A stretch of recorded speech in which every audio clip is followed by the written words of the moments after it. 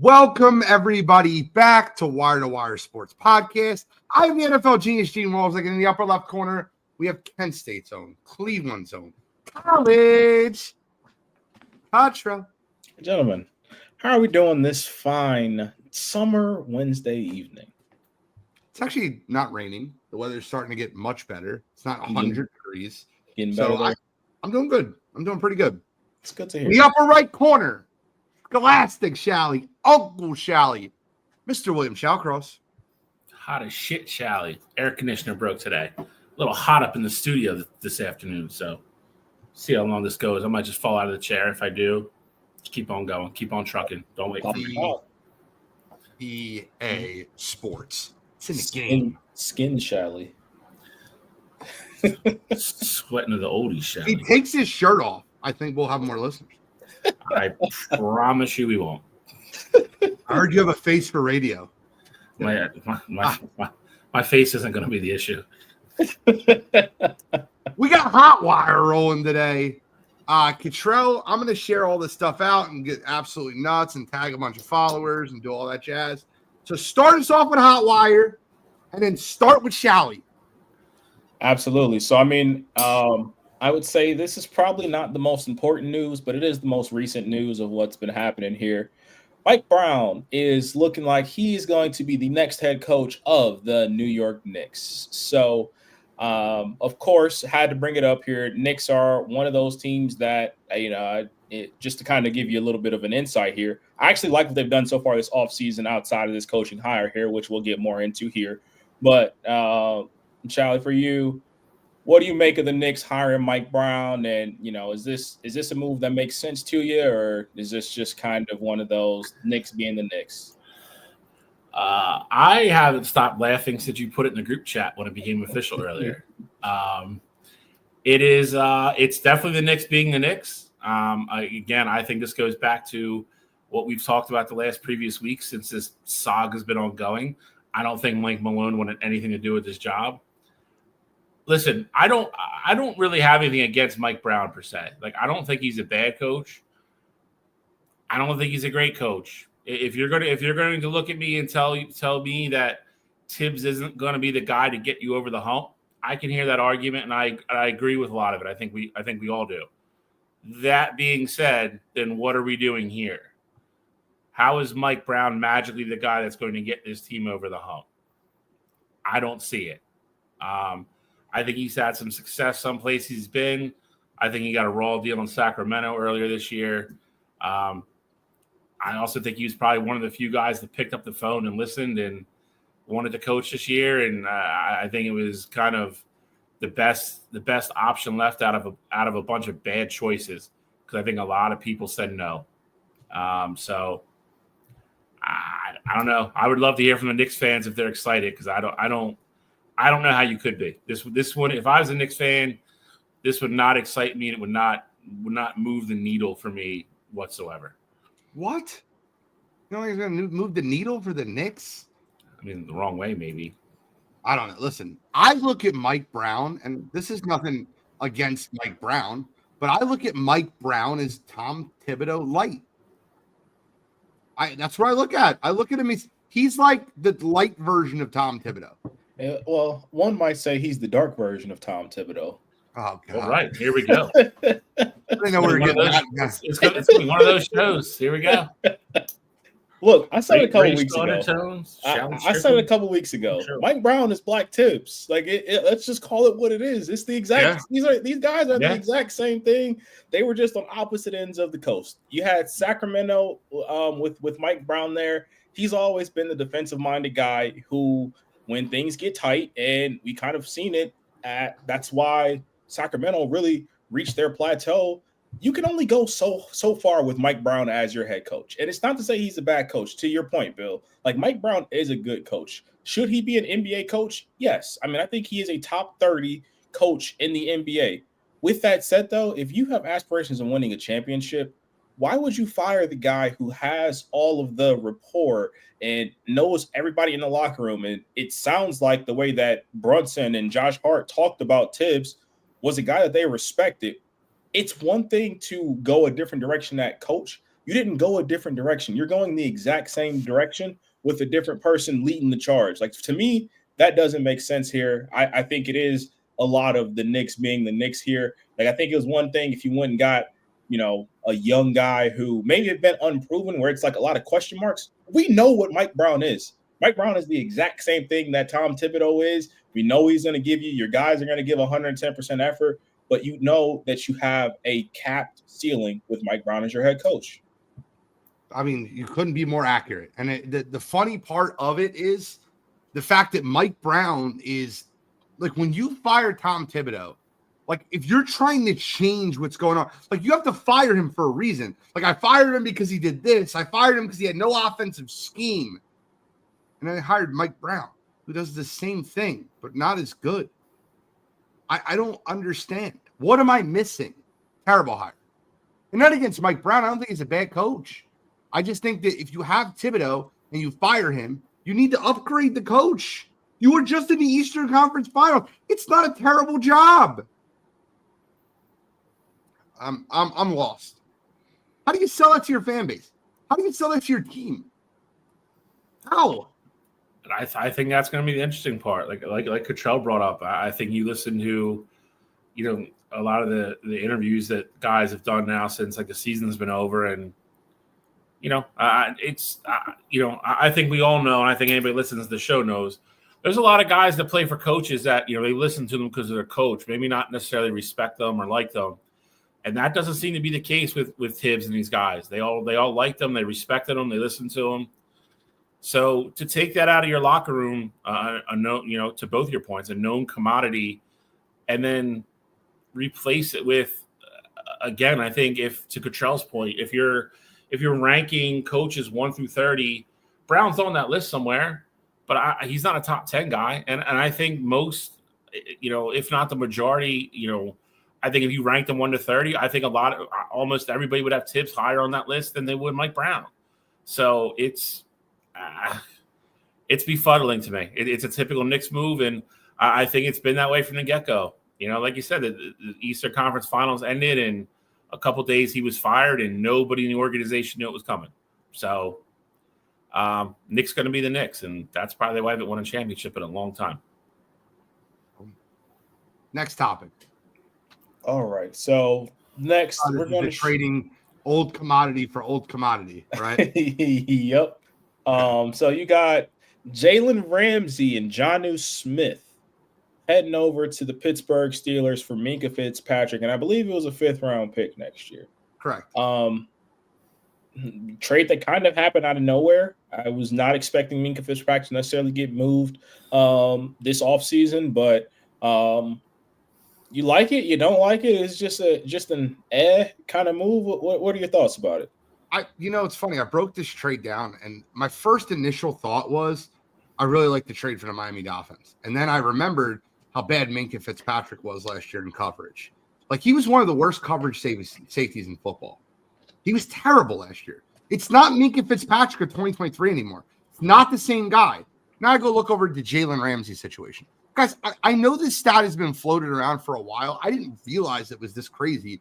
Do you guys know that the Pittsburgh Steelers now for the 4th straight year will have the highest payroll on their defense, adding Jalen Ramsey? They've all but assured that.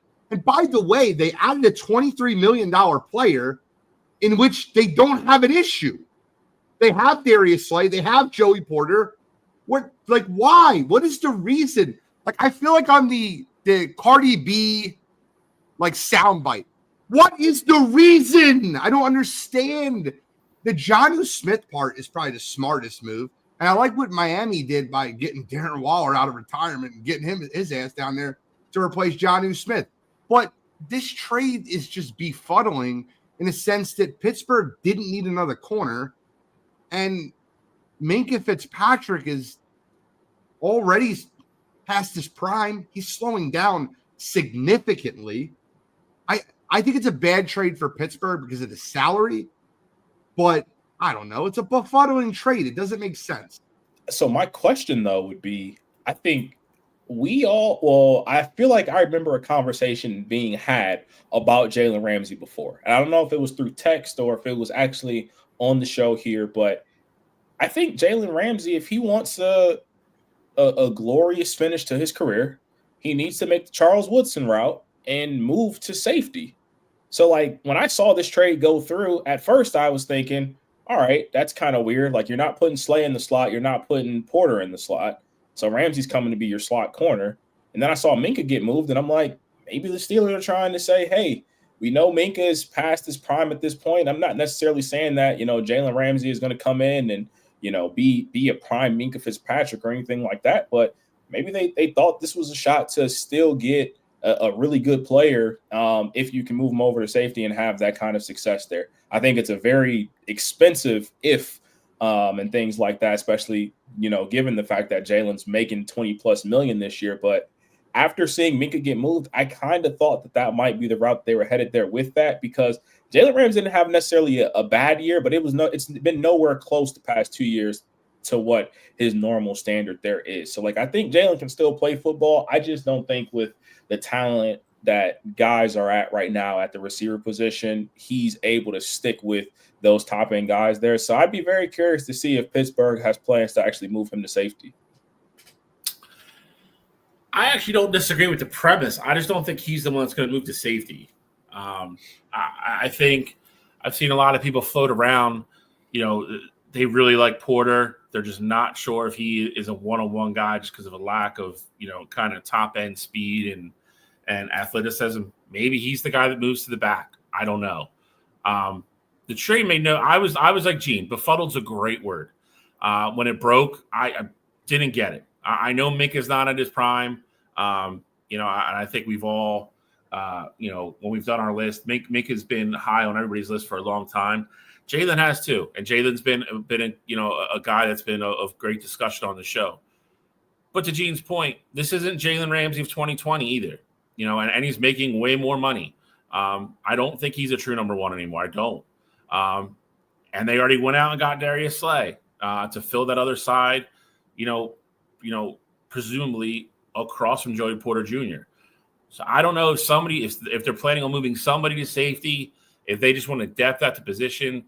But that being said, I don't know if Minkah is that far gone that you're taking, a preeminent safety of the last decade and moving him out of a system that he's excelled at over one bad year to bring in a guy making more money that we're not really sure even has a position. He's not a better coverage quarter than Slay is at this point. And again, I don't know what they're doing with Porter. If Porter's the odd guy out and they're going to move him to safety, I can kind of see it, but I still don't know if Jalen's that guy. So it's befuddling. I think Gene hit the nail right on the head. That is a perfect word for it. I'm really curious to see how it plays out on Pittsburgh's side of things. Do you know there's the top two teams in defensive spending last year were the Pittsburgh Steelers and the New York Giants as far as spending, it's like salary cap towards the defense. You know who the bottom two teams in the NFL were? The Rams and the Eagles. I want you to think about that. I think the Rams and the Eagles both have better defenses than the Steelers. They do. I mean, they're both they're both in. I mean, they're also in situations where they have guys on their rookie deal still that are excelling. Like that's how defenses. I agree. I'm not disagreeing with anything you're saying. I'm just saying it's a little misleading, but I get what you're saying. 100%. I agree. Spend money on offense. The Eagles won't be like to that point. Like Jordan Davis is, I'd imagine, going to get paid. Zach Bond just got paid, so like the Eagles won't be in that same boat like moving forward. There, the Rams, their whole line was rookies last year. So like, and the Eagles, they have a young line. Like Jalen Carter, you don't have to worry about anytime soon. Nolan Smith, you don't have to really worry about anytime soon. But moving forward, they're preparing those extensions already. Just which would be smart. Already. Which would be smart. Like if you get those 2 years ahead of time, I'm just saying like you don't necessarily have to take care of them. Like if you get somebody moving forward and it's like, oh, like we got the Eagles seem to always find a way to get one of the best prospects in the draft at at 30, 31, 32. So, I mean, Campbell. if that's the case where, you can get somebody like and they got Nolan back there as well. So, like, Yep. if you get somebody like that and it's like, all right, well, maybe we actually don't have to pay this guy. We can kind of let them walk and really go from there. Hassan Reddick being the perfect example. But you're right, though. That is how defenses work. And, you got to hit on that side of the ball. And the Steelers defense last year, like, it wasn't like they were a bad defense. It's just when the offense keeps going 3 and out, and this is what Derek Dempsey said, offense got to hold the ball. A great defense ain't shit with the offense going 3 and out. And they got tired by the end of the year. They got gassed by the end of the year. They were on the field every play. You look at the situation that happens with these teams, and if I'm Pittsburgh and I'm looking at the team, I have Aaron Rodgers, I have DK Metcalf. I don't know, man. Maybe trade Minka for an offensive lineman. Maybe what are we doing? Oh, I'm done. I'm curious to see. It seems this is the most active I've ever seen the Pittsburgh Steelers in an offseason. So I'm really curious to see if this pans out for them. You know what this honestly reminds me of? And I think you guys will appreciate or not appreciate this. This really reminds me of the Dream Team Eagles back in the day. Like, you just go out and just get name after name after name. And I'm not saying people are putting that kind of pressure on this Steelers team, but you go and get Jalen Ramsey, like, this could turn out to be the Nominee Asamoah deal. Like, obviously you get Aaron Rodgers there. Like, who knows if this will be the Mike Vick. Like, I remember that Eagles team went, I think it was 8-8 or 7-9, like, and they had aspirations of winning a Super Bowl, but just as active as they've been. They were 4-8, and they won their last 4 to go 8-8 and make people think that they're I remember that year. So this just reminds me a ton of that with all the moves. And I mean, of course, with the talent, it could go one way, but we've seen in the past that just spending money and making moves doesn't necessarily mean that you're going to be a good football team in the future. All right. Well, what do we got next? So this one hits pretty close to home for all of us here. WNBA has officially announced all of their expansion locations. Cleveland has been announced for 2028. Detroit will be there in 2029. And then Philadelphia will be getting a team in 2030. Definitely wanted to. Did you hear about the name for the Philadelphia team? I haven't heard the name yet. What is it going to be? John. That's not real. I know it's not real. I'm just. Can you imagine though? Yeah, we got the Johns. Let's go. The funny thing though about this is that Cleveland already had a team in the past. Detroit had a team in the past, and obviously it's going to be a new team in Philadelphia here. And we've been kind of talking about this in the past on the show because I know the 2028 had kind of already been announced. Like, we knew Cleveland was getting the bid for the 2028 year, and of course. We talk about the WNBA as much as we do, and I know you guys want a team in Philadelphia, but just wanted to get some thoughts about the expansion. I think the league is going in a great direction here. There's so much talent now in the women's game, especially the college ranks where you're having first, second round picks in the league, not even on a WNBA roster at the end of the season. So just curious to get your guys' thoughts on the expansion and gauge the excitement level with the team coming to Philly. Anthony, it would be them Philly Johns. Them Philly Johns. Like, you got to put an M at the end of the. Listen, I'm putting it out there. The Philly Johns. Them Philly Johns. No, I'm fired up. I'm loving it. Look, I said this. I'll say it again. Right now, my favorite team in the WNBA is the Caitlin Clarks, the Indiana Fever. That's my favorite team. Until Juju Watkins comes to the league. Unless she goes to a team I don't like or like with players I don't like. She's coming to Cleveland. Well, that's fine. I'll take Cleveland will be my favorite team for a year and a half. Right? And then when Philly has a team, I'm all in, bro. I am all in. I will root for them more than I root for this friggin' Sixers team. Good basketball will be happening in Philadelphia. So, and this is, by the way, this is an opportunity to get Dawn to come home. Facts. You saw the extension. Dawn is going to be the number one target for sure. Her extension runs through. She just signed a new deal, runs through 2030. I was like, oh, okay, Dawn, I see you. Give me Dawn Staley back in Philly, coaching them Philly Johns. especially if she wins another title or two in between. I think it makes all the sense in the world for her to go to the WNBA and try her hand there, and obviously coming back to Philly, it would be very poetic. No, I'm excited. I mean, again, I think it's a little far away, but I think as it gets closer and closer, I mean, listen, this city's proven over and over it supports everything. I mean, they will have no issue drawing fans and getting support, and there will be a lot of excitement as it gets closer. So I think it's good for the WNBA. Like I said, it's the money's pouring in, the ratings are there. You can't expand too fast because you don't want to water down the product. But at the same time, I think after Philly, it'll probably stay status quo for a little bit. But it is. I think all three cities are good basketball cities, obviously. And it'll be. I know around here it'll be a big deal when it gets closed. As we get closer, I mean, 2030 is still 5 years away, but once we get into like that 28, 29 area, the hype around here will start getting really, really, really loud. And it's like I said, I'm with Gene. It'll be fun. I'm probably rooting for them more than the Sixers. So at that point, yeah. Sal, the fun thing is this, real quick. The fun thing is you say it's going to get real wild around here in a couple of years in 2030. I agree with that. But I think the fun thing about Philadelphia getting a WNBA team or a basketball team is they can give Dawn Staley like a lifetime contract. She'll never get fired here. No. Ever. I was just going to say, I think it's smart, too, that, Sophia Cunningham made some comments that I little foreshadow. I'll get into her comments later on. But I think it's smart what the WNBA is doing because, one, obviously all three of these teams have NBA teams. So, I think that one, that's smart.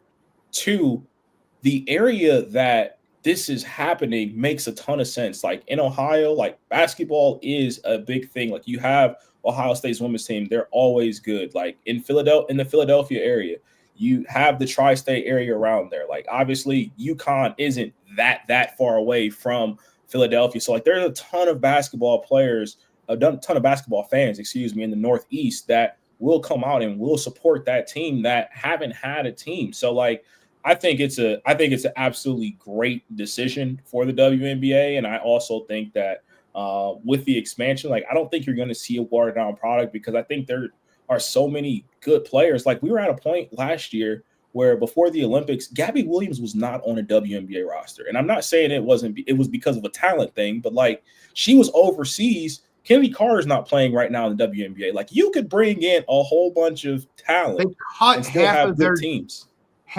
More than 50% of the WNBA draft does not make the opening day roster. Yep. You're not watering down. You got 2 rounds of draft picks and more than half of them are being cut. Yep. They don't have space. I agree with 100% what you just said. Listen, you could start a team with Gabby Williams, Kennedy Carter. Like you could put all the best non-WNBA players on one team, and they would be better than what Connecticut Sun are right now. Agreed. And then you got to think too, like I know they're holding up. I shouldn't say holding up, but they have roster spots. Like Haley Van Lith is in Chicago, and like she plays, but like she'd go to a team and be something. Like she's a solid basketball player. Like there's so many young players who really get buried on these benches. If you don't get drafted, if you're not really a top 10 pick, chances are when you're young in the league, you're going to get buried on the bench there. So I love it. I think it's going to open up a ton for the league, and I think they are definitely moving in the right direction there. Control, did you listen to the morning show this morning? What's today? Wednesday. I listened to part of it, not all of it. Can I add something to this WNBA topic real quick? We got time. Absolutely. So All-Star voting just happened. Yep. In the WNBA. And look, I don't want to be this guy. I don't. What I want to understand, I want to ask you, maybe you'll help me. And I said something this morning that I don't know if it goes over well. I don't care. Cancel me. I'm going to say it again. And I like Shally's opinion too on this, obviously, but I want yours because you're somewhat normally you're on the opposite side. You're the adverse side today. So Fever last night won the Commissioner's Cup. Great, awesome. Caitlin Clark didn't play. She's actually played terrible her last 3 games. I get that. Let me just be clear when I say that. Not terrible. She shot terrible. She's actually played well in 2 of those games, passing the ball, whatever. That's not for here nor there. Mm-hmm. The media ranked her, or the fans ranked her 1 out of all the guards. Mm-hmm. The media ranked her 3. Mm-hmm. The WNBA players ranked her 9th. Mm-hmm. Behind Kelsey Mitchell on her own team. Now, my question that I have to ask is this, because that's ludicrous. It's dumb. To think Caitlin Clark's the 9th best guard in women's basketball is stupid. Like, it's dumb. I'm not going to entertain that stupidity. Okay. But the question I have is, why isn't Paige Beckers getting the same type of treatment? Remember last year, you're like, oh, she's a rookie. Welcome to the league. And all that bullshit I heard last year. This is why they're not doing anything specific to her. And I watched Kelsey Plum pick her up 94 feet in an all-star game. Like, I'm not like trying to be an asshole when I say this, but is it because Paige is from that UConn, like with Gino, or is it because listen, I know 50% of the league is LGBTQ, and I'm fine with that. Is that the reason Paige is more accepted? Is because she's not straight? I don't mean to be an asshole when I say that, but like, I feel like that's the reason she's not accepted. No, so I'll say this. One, I think Paige is, and I think as a whole, Paige has played well this year. She has. No one has really talked about her. Like, we don't, and it's a big part of it is because the Wings suck. But we haven't really heard Paige's name unless you actually follow WNBA. Like, you don't hear Paige's name. Like, I do. I hear it all the time. I don't know where you're at. I'm saying like to the point where if Asia Wilson's having a press conference, like, she's not getting questions about Paige Becker. That's fair. If Jewel Lloyd's having a press conference, she's not getting questions about Paige Beckers. And so, like, as a whole, she's playing well. If you watch the W, like, you hear her and things like that, but there's not really been headlines around Paige Beckers. And I think another part of that is really before this last 3-4 game stretch for Paige, like, I don't even know for certain if she was the leader in the Rookie of the Year race. Like, Kiki had been having a great rookie year as well. And they were talking about them, back and forth there for number 1 rookie, Rookie of the Year. So I think a lot of that is that. I think the players ultimately had Caitlin Clark shoved down their throat, and a lot of it was because of how great Caitlin was, but a lot of it was also forcing narratives and things like that. So, like, I also think Caitlin wasn't the only rookie that got that treatment last year. And what? She wasn't. No, we're not going to act like any other rookie got the same treatment that Caitlin Clark got last year. If you want, I'm not talking about getting picked up 94 feet in an All-Star game. I'm talking about, like, we were literally talking about people knocking over Angel Reese. Like, we were talking about her getting into it and with Caitlin, or her getting into it like with the Fever team in general. Like, I'm just saying it wasn't just that. And also, to your point about the players ranking her 9, I also think that, again, there's so much coddling that goes on. She's not 9. Let's be clear here. But there's so much coddling that goes on with Caitlin. She's missed half her team's games already this season. Like, she's played 9 out of 17 games. So, like, if players don't think that she deserves to be an all-star, do I think part of it is hate? Yes. But I also think part of it is when players don't make it in the NBA, like, we talk about, they had to play a certain number of games. Like, that Asia's ranked 1, and she's missed almost half the games for the Aces. That's fine, but that's still a problem. Sure That doesn't make it right. Call spade a spade. Doesn't make it right. Okay, I'm glad that you see it that way. It's hate, though. That's exactly what it is. It's hate. Shall we? It's hate. It's petty. It's jealous. It's jealousy. Well, her last 3 games, she's played 9 games. So you're saying she's had 6 good games this year, and you're saying that they should be voting her as an all-star starter. Like, because the all-star game is after the all-star. This is the way I always believe. This is players. Just to be clear, I've always believed in this. I believe this in MLB. I believe this in NBA. I believe this in WNBA. especially the way the WNBA All-Star Game is, because it's so quick. Like you're voting on it like 10 games into their season. But that's when it starts. They're 18 games in now. And by the way, just to your point, Paige Beckers has had a better first 18 games than Caitlin Clark has. No doubt in my mind. None. But the problem with all-star voting is I've always voted, and Bill knows this in Major League Baseball. He used to do it all the time. From the all-star break last year up until voting this year is normally how people look at the all-star voting when they're looking at it through baseball. In the WNBA, it should be even more obvious because when you're looking at it in the WNBA, they're voting 10 games into the season. Charlie, am I wrong? No, I'm with you on this. Okay. I think it's, again, you brought up the A'ja thing. A'ja's won. She's missed the same amount of games, so I don't want to hear any kickback on that. And that's no slight against A'ja. Again, I think it was an opportunity for a bunch of people to have a mini revenge and voice their opinion and kind of get some sort of whatever you want to call it against Caitlin and rank her there. It's and as far as Paige is concerned, I mean, listen, they're different players, they're different people. But Paige, I think the best thing that happened to Paige is coming the year after Caitlin. The roles weren't going to be reversed here. Like Caitlin, to Cottrell's point, I mean, Caitlin was going to be the person that saves the WNBA and all that good stuff. And, a lot of people didn't like that narrative as much as it's probably true. But when they all got their first crack at her last year, they were like, all right, well, I'm going to be the one that's going to guard her and shut her down.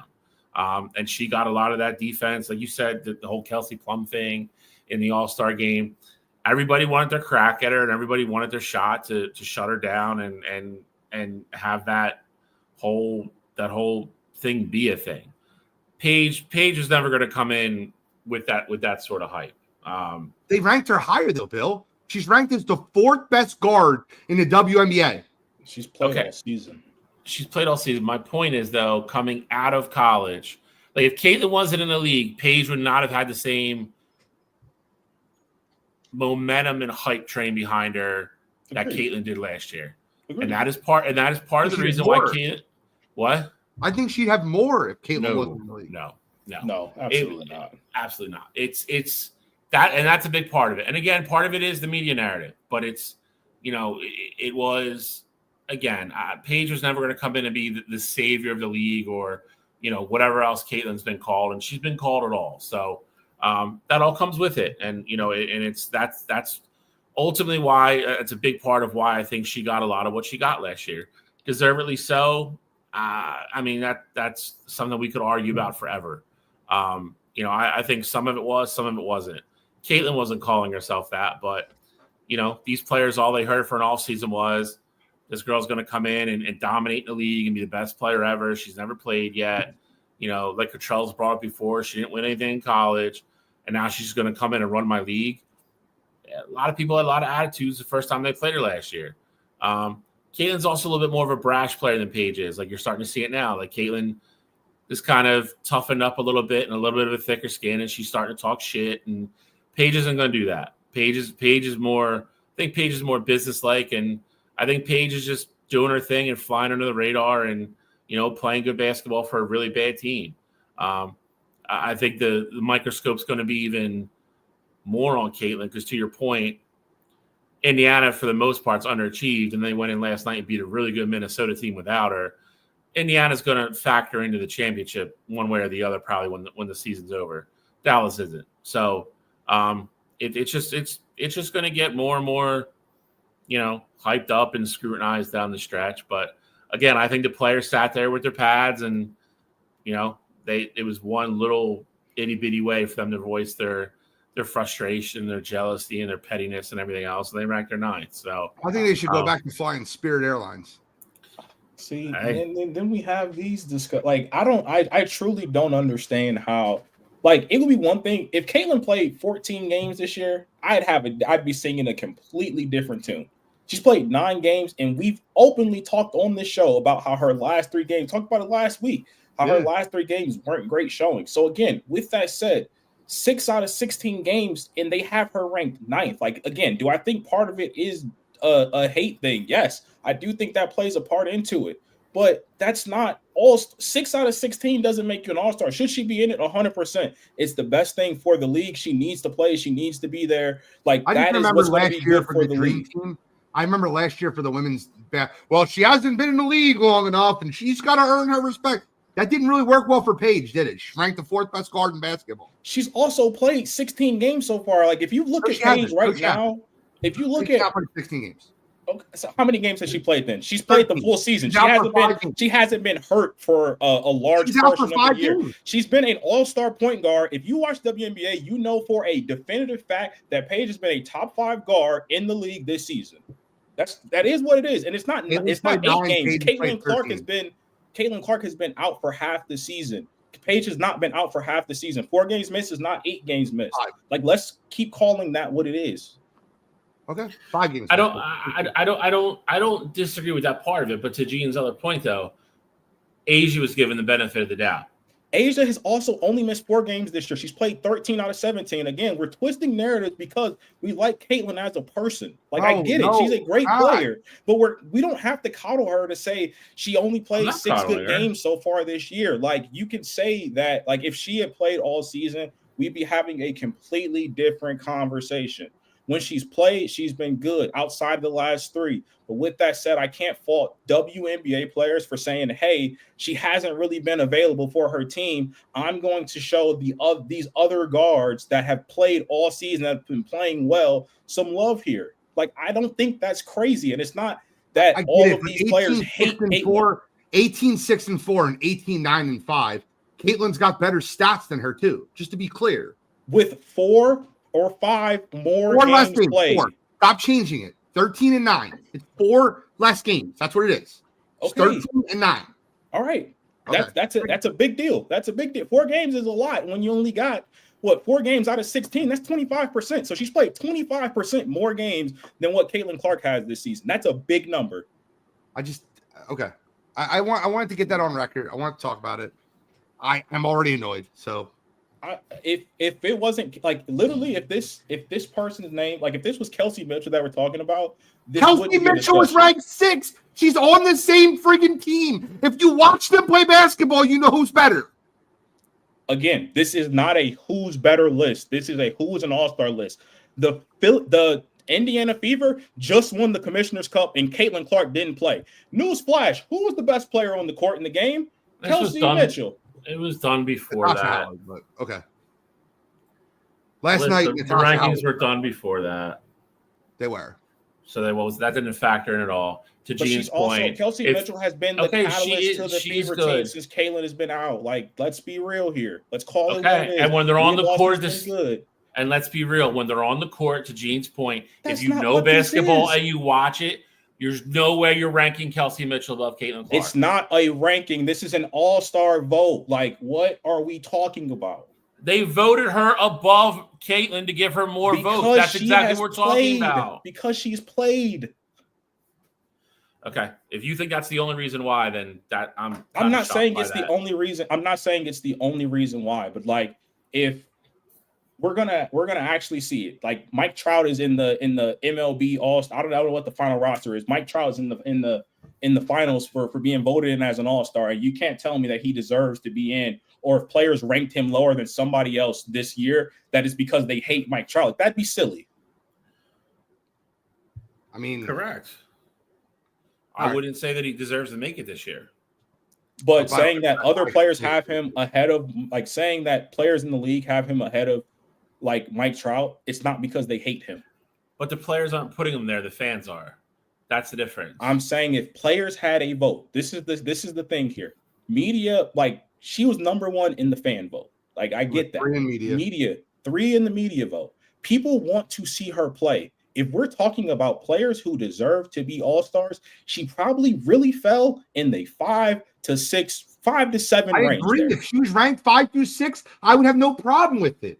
I have a problem with their ranking her 9th, and I have a problem with the fact that she's getting different treatment than we pay. All I heard last year was the Great White Hope and Caitlin Clark and this, and that. And then Paige Beckers, who's the same friggin' thing, But Paige Number isn't the one great pick white hope. We out of haven't heard that. UConn. What? That's why you're not hearing it, because Paige hasn't been dubbed this Because great the white fans, hope. because Caitlin's fans. That's why. They hate her because they're fans. Paige hasn't been dubbed the great white hope. Fair. All right, let's move on. Talking about basketball, we'll stick with basketball. EA Sports announced that they will be bringing a basketball game back for college sports. They didn't give it an official date. Everyone's saying 2028. Want to get reactions about the game being back. Can't wait.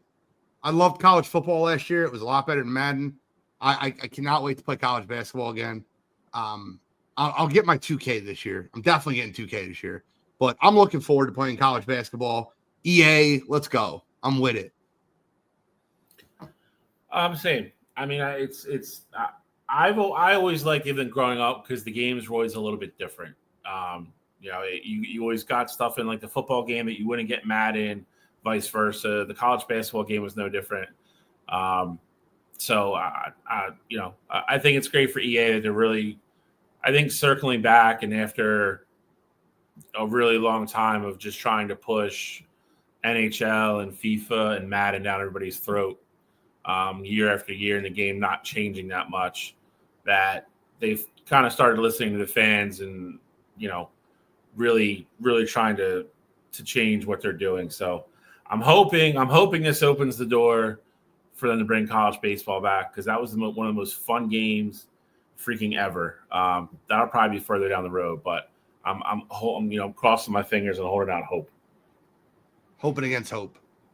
Probably. I just think it's going to be interesting to see, because we've had so many great teams in the past that haven't been included in this game, and so many great players in the past that haven't been included in this game. And I really hope, like, the old games were fun, don't get me wrong, but I really hope now, with the landscape of where we are, especially with how they did college football, I think they did an incredible job with college football last year, but like, this kind of reminds you like that Road to Glory has never been in the college basketball video game. Like, they never had an online dynasty version of the video game. So like, I'm very curious to see what this will look like in the future there. And they've already said that it will be men's and women's teams there. And I mean, if you know college basketball, like, you have schools from all over. So I'm very curious to see, like, will some of these schools literally just be in this high school-esque kind of gym, because that's really what they play in for their home games? Or, I'm curious to see how many teams we get, things like that. But I'm excited for it. And I think EA will really give 2K a run for their money if they do this right, because I think this could potentially open up the door for them as well to bring back a NBA live basketball game too. By the way, I want to highlight this comment. I've been waiting for college basketball to come back since they announced college football will come back. I'm with you. I'm looking forward to it. We had to shorten up fourth topic, because the third topic ran a little long. But yeah, that is it for the Hot Wire this week. What's on the NBA agenda this week? I mean, I figured that we'd probably talk about, some of the moves that have happened. You've had free agency, you had the draft, you've had some trades happen. Cam Johnson going over to the Nuggets. How did they pull that trade off? I don't know who they held hostage in those negotiations, but it felt like Brooklyn was asking everybody for at least 3 first-round picks for Cam Johnson, and they give up Michael Porter Jr., who was a shell of himself, and then a 2031 first-round pick. Like, that's nothing. I can't believe that they end up getting Michael Porter Jr. for Cam Johnson for Michael Porter Jr., who was awful, who looked like the Monstars stole his talent going into the playoffs last year. He was terrible. I'll say it now. I said it on and one earlier today in the comments. With that move and what Denver has done so far this offseason, they're my favorites to come out of the West next year. I don't care that OKC is bringing everybody back. Like, I think that you saw last year that Denver had everything that gave OKC problems in the 7th game. Like, they just didn't have any depth off the bench. And I think this year, bringing in Cam Johnson to replace Michael Porter Jr., who does everything that MPJ does but better, You bring in Tim Hardaway Jr. to be a guy off your bench that can create his own shot and is going to hit open threes. You brought back Bruce Brown, who already knows what it takes and, will have a ton of defensive presence on that team.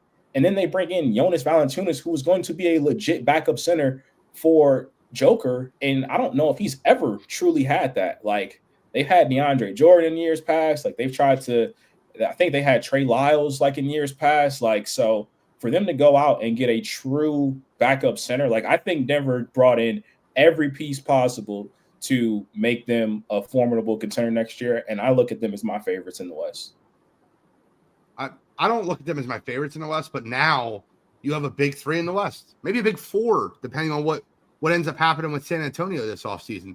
But you look at the West, you have Oklahoma City, you have Houston, and now you have Denver. And all three of them they're better than any team in the East, and it's not close.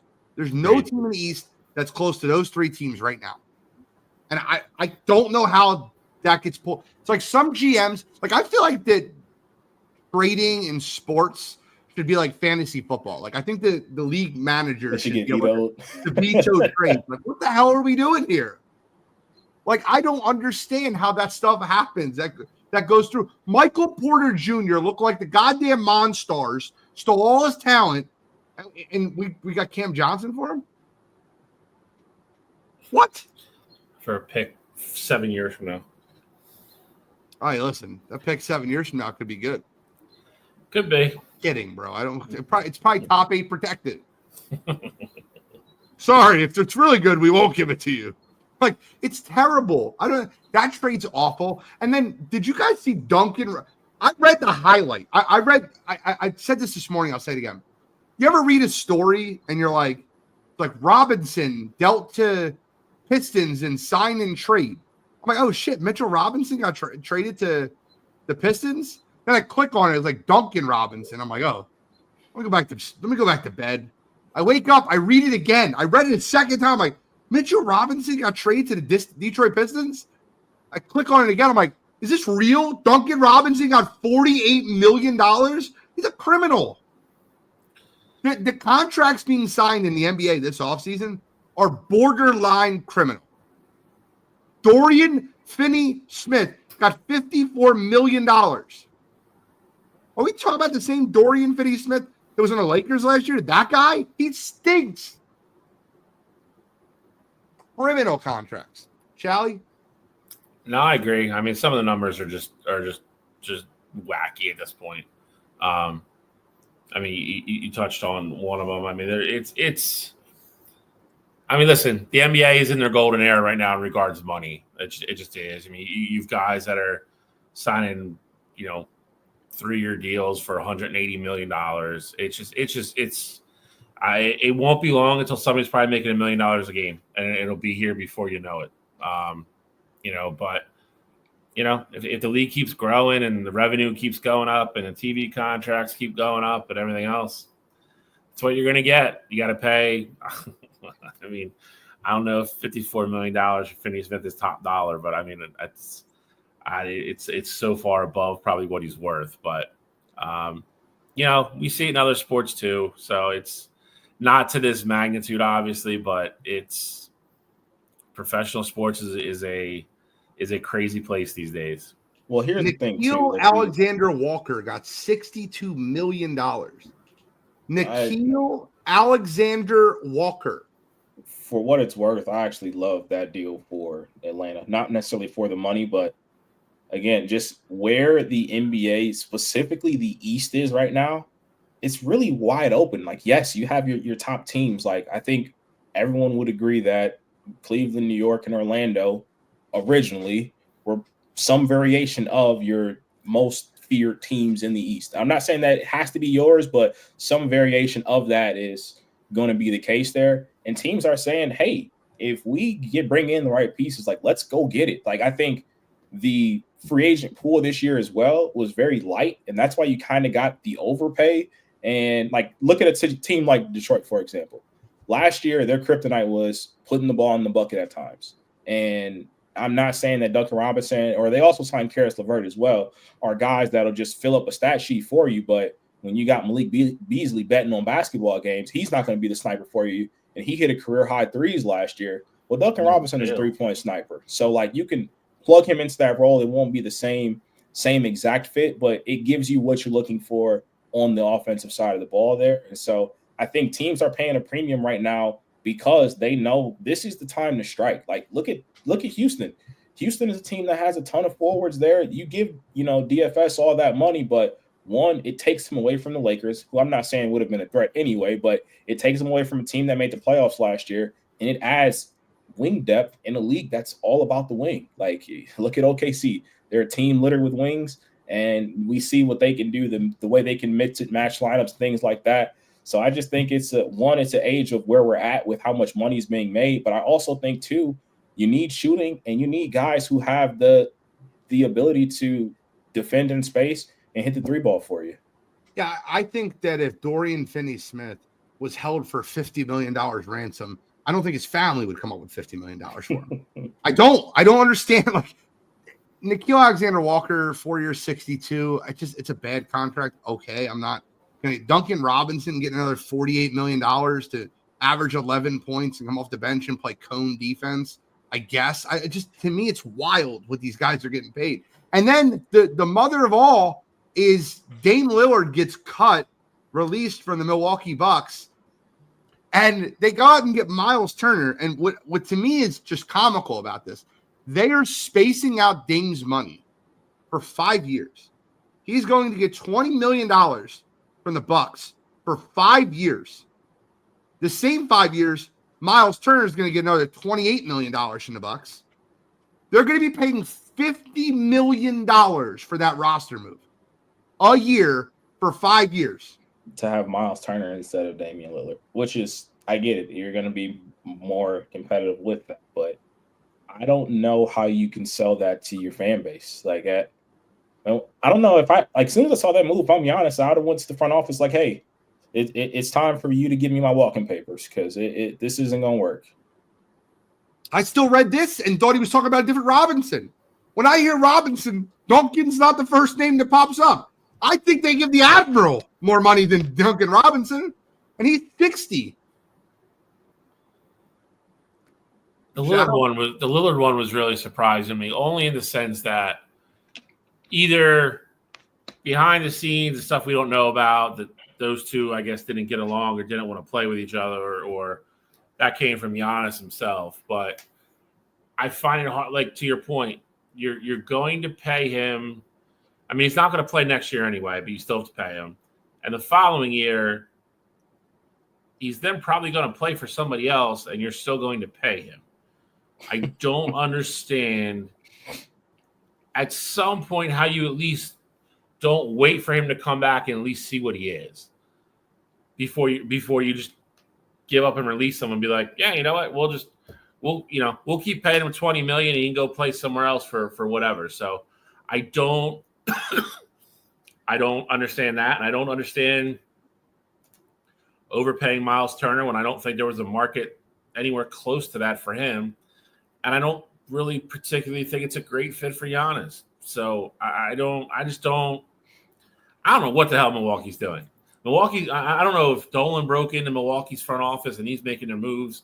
I don't know what's going on, but I know what's happening in Milwaukee. I know Giannis had the peace sign on his Instagram, but it was after like 2 or 3 things happened. So everybody trying to figure out what it meant. So I don't know. I would say it's probably safe to assume that we don't see him in a Bucks uniform again. I would be shocked at this point. I think there is an absolute blockbuster coming somewhere. Tell me what's happening. Here's how bad decisions get made. I want to inform you guys that the Milwaukee Bucks owner is none other than Jimmy Haslam. The same Jimmy Haslam that decided to pay Deshaun Watson $230 million fully guaranteed. So when you have a problem at a certain position, Jimmy Haslam feels like there is nothing that throwing money on the situation can't fix. Now, I will say, obviously, Deshaun didn't work out. This isn't football. We're not talking about the Browns here. I like when my owner can throw money at a problem to try and fix said problem. So if he's willing to just spend $25 extra million to pay Dame to get out of town and make us competitive as possible. As a Bucks fan, I would be okay with that. I don't think it's the right move. I don't think Miles Turner is the right fit. But if you're willing to just light money on fire to make our roster as competitive as possible, I can get behind that. I just need it to be for better players than essentially paying Miles Turner $53 million. I know part of it is going to Dame, but essentially you're paying $53 million a year for Miles Turner to be your starting center. And I don't know if I can get behind that. And last but currently not least, something happened today. The Portland Trailblazers said DeAndre Ayton is such a bad teammate.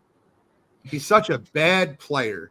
He's such a jerk off that we're just going to release him. We don't want anything to do with this guy. We don't have any good players on our team, and we're just going to release DeAndre Ayton. Here he comes to the Los Angeles Lakers. And Lakers fans are celebrating, thinking they're getting the number 1 overall pick, DeAndre Ayton. He's going to get $34 million next season. Now, most of it's being paid by Portland. Let's be very clear here. 2-year deal, signs with the Lakers. I've never seen a big with such. Let me ask you a question, Cottrell. Who do you think is a worse rim protector, DeAndre Ayton or Cat? Like, who do you think is softer, DeAndre Ayton or Cat? How many times do you think LeBron is going to have to yell at DeAndre Ayton before he ducks his head in the huddle and cries? It's going to have to be Ayton for me because at least, like, Cat is soft. Don't get me wrong. But at the same time, like, Cat is known to give you some fouls down there. Like, he won't necessarily block anything. Like, there's so many clips of DeAndre Ayton just turning his back on a play or watching someone from the other team just rebound and go back up and continuously go back up. So, definitely has to be DeAndre Ayton there, but I will say this is a move for the Lakers that it's very low risk, high reward kind of move. If he sucks, he sucks. You only paid him $8 million this year, and you can get off of him next year. He has that player option, and you can kind of go on about your day. But if he's good, and he at minimum he can rim run, and Luka's gonna love playing with him because he can throw him lobs at the rim. But the Lakers don't have any money. Lakers have been rubbing nickels together all offseason to figure out what they can do to make this roster better. So you have to make moves like this if you're the Los Angeles Lakers. And I think DeAndre Ayton, and this could be his last chance in the league. Not saying that somebody won't have him or sign him to a deal or anything like that, but like he's going to be a starting center for the Los Angeles Lakers. If this goes bad for him, people are going to be asking, is it worth the headache to even have DeAndre Ayton come off the bench for us? And so he's got to get his head out of his ass too. Like I think both parties here are very desperate for this to work out. I mean, I guess I think it's entertaining. I'm entertained. What? I think he'll be offensively. That's going to be the big question mark. I think offensively, I think he'll fit in perfectly fine there. I think it's a good fit offensively. Problem is defensively. Like JJ Redick's not going to put up with the lack of effort defensively. You're talking about offensively or defensively. I think it's mentally. I think you got the wrong LY. I think mentally this guy's broken. I've never seen a guy pout so much in a huddle in a playoff game. They're like, what are you doing?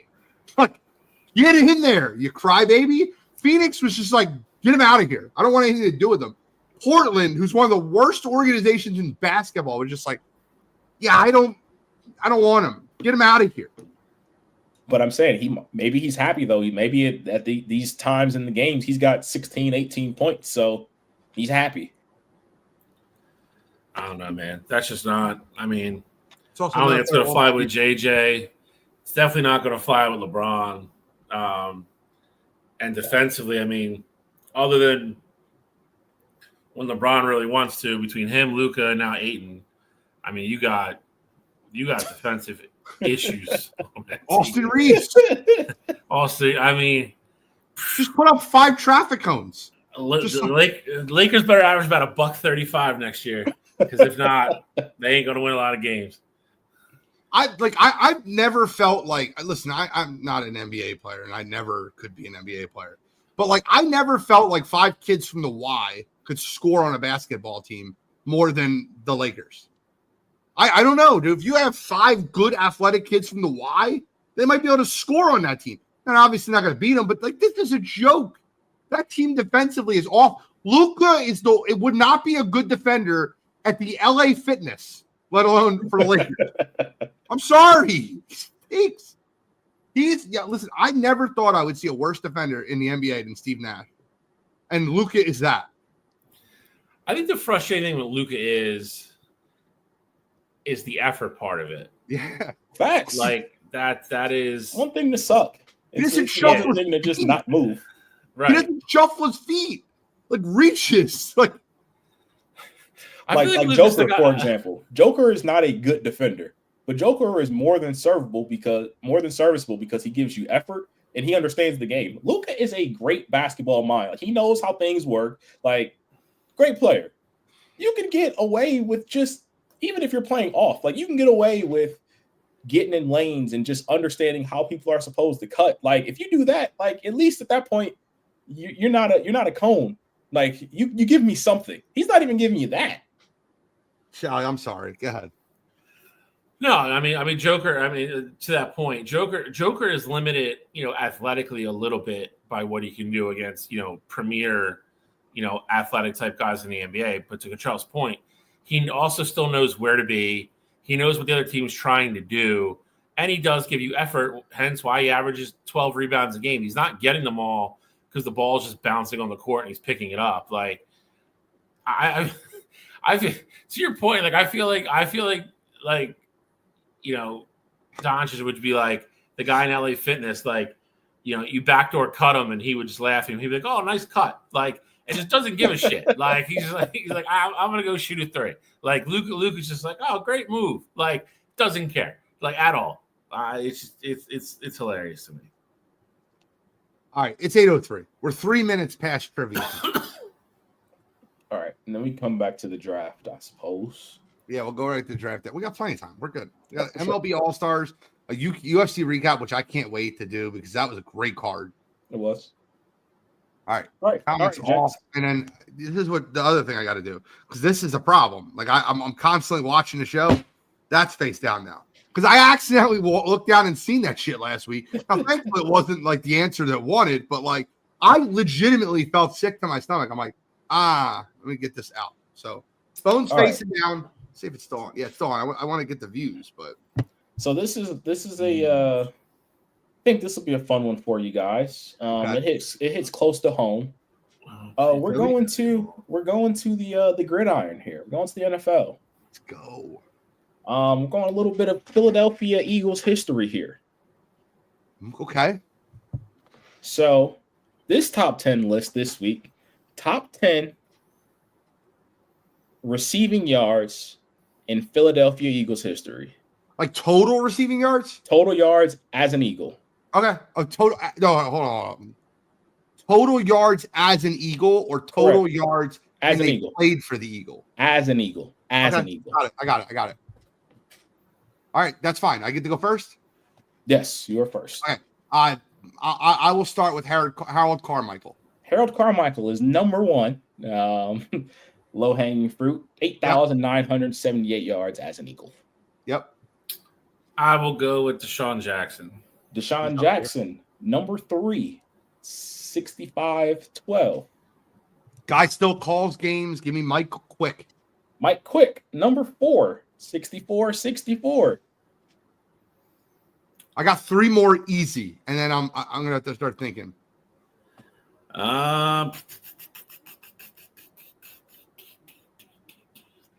Keith Jackson. You said Keith Jackson? Yep.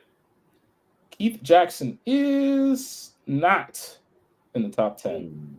Zach, hit him where it hurts. Zach Ertz is number 5 at 62-67. Okay. I got 2 more I'm fairly confident in, and then after that, I'm going to need a little help.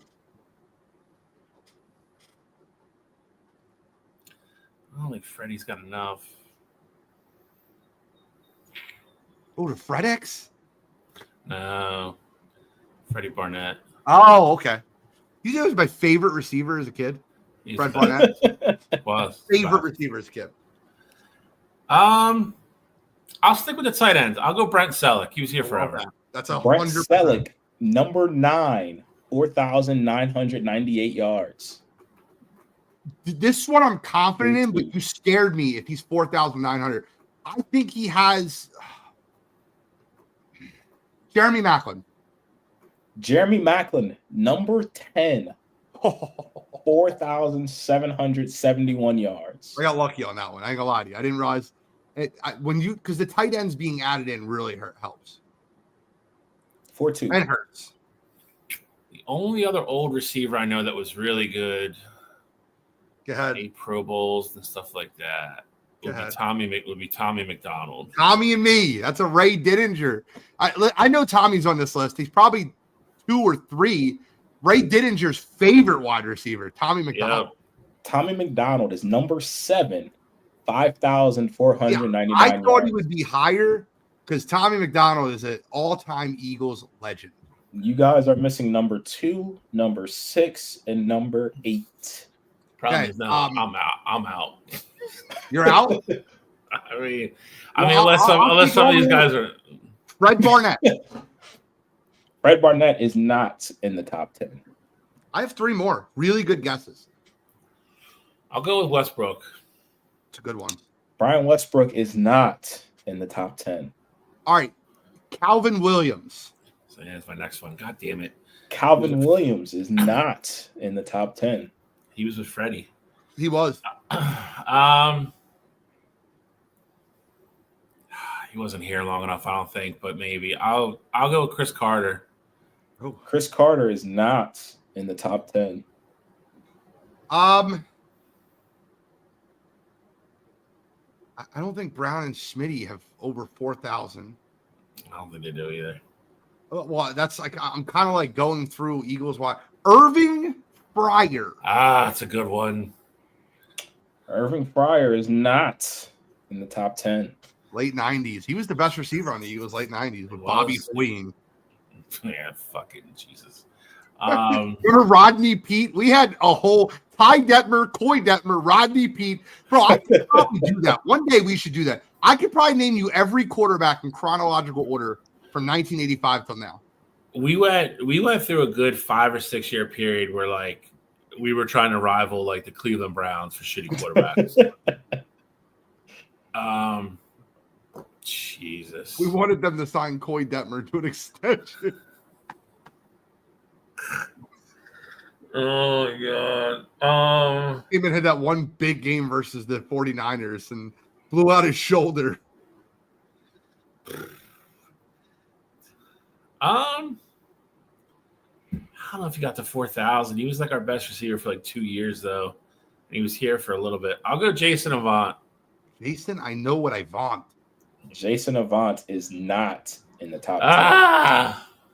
Are any of these people current or like relatively current? I can give you guys a hint now if you like. Please. All right. So I'll give you the years because I think that's probably going to be the most helpful for you. Okay. And these are by far the hardest ones in my opinion. As a non-Philly guy, I feel like these are the hardest ones. You got one guy that played from 1956 to 1966. Not getting it. No. You had another guy played from 1947 to 1955. Bro, we're not getting these. Number 8 played from a little bit more recent, 1951 to 1962. Oh, Jesus You're Christ. talking about the Philadelphia Steagles. This isn't even Super Bro. Bowl era. I'm not getting any of them. Tommy McDonald's the only I said we got Carmichael and McDonald because they're all-time Eagles. Like Correct. that And is well, yeah, but Quick was like 80s. So Yeah, that I don't know how you want to do this. You're winning. I guess you win. I don't know. We're not getting them. So I'm know not I'm getting not. any of those guys. I'm not getting them. So I don't know what you want to do. This is it.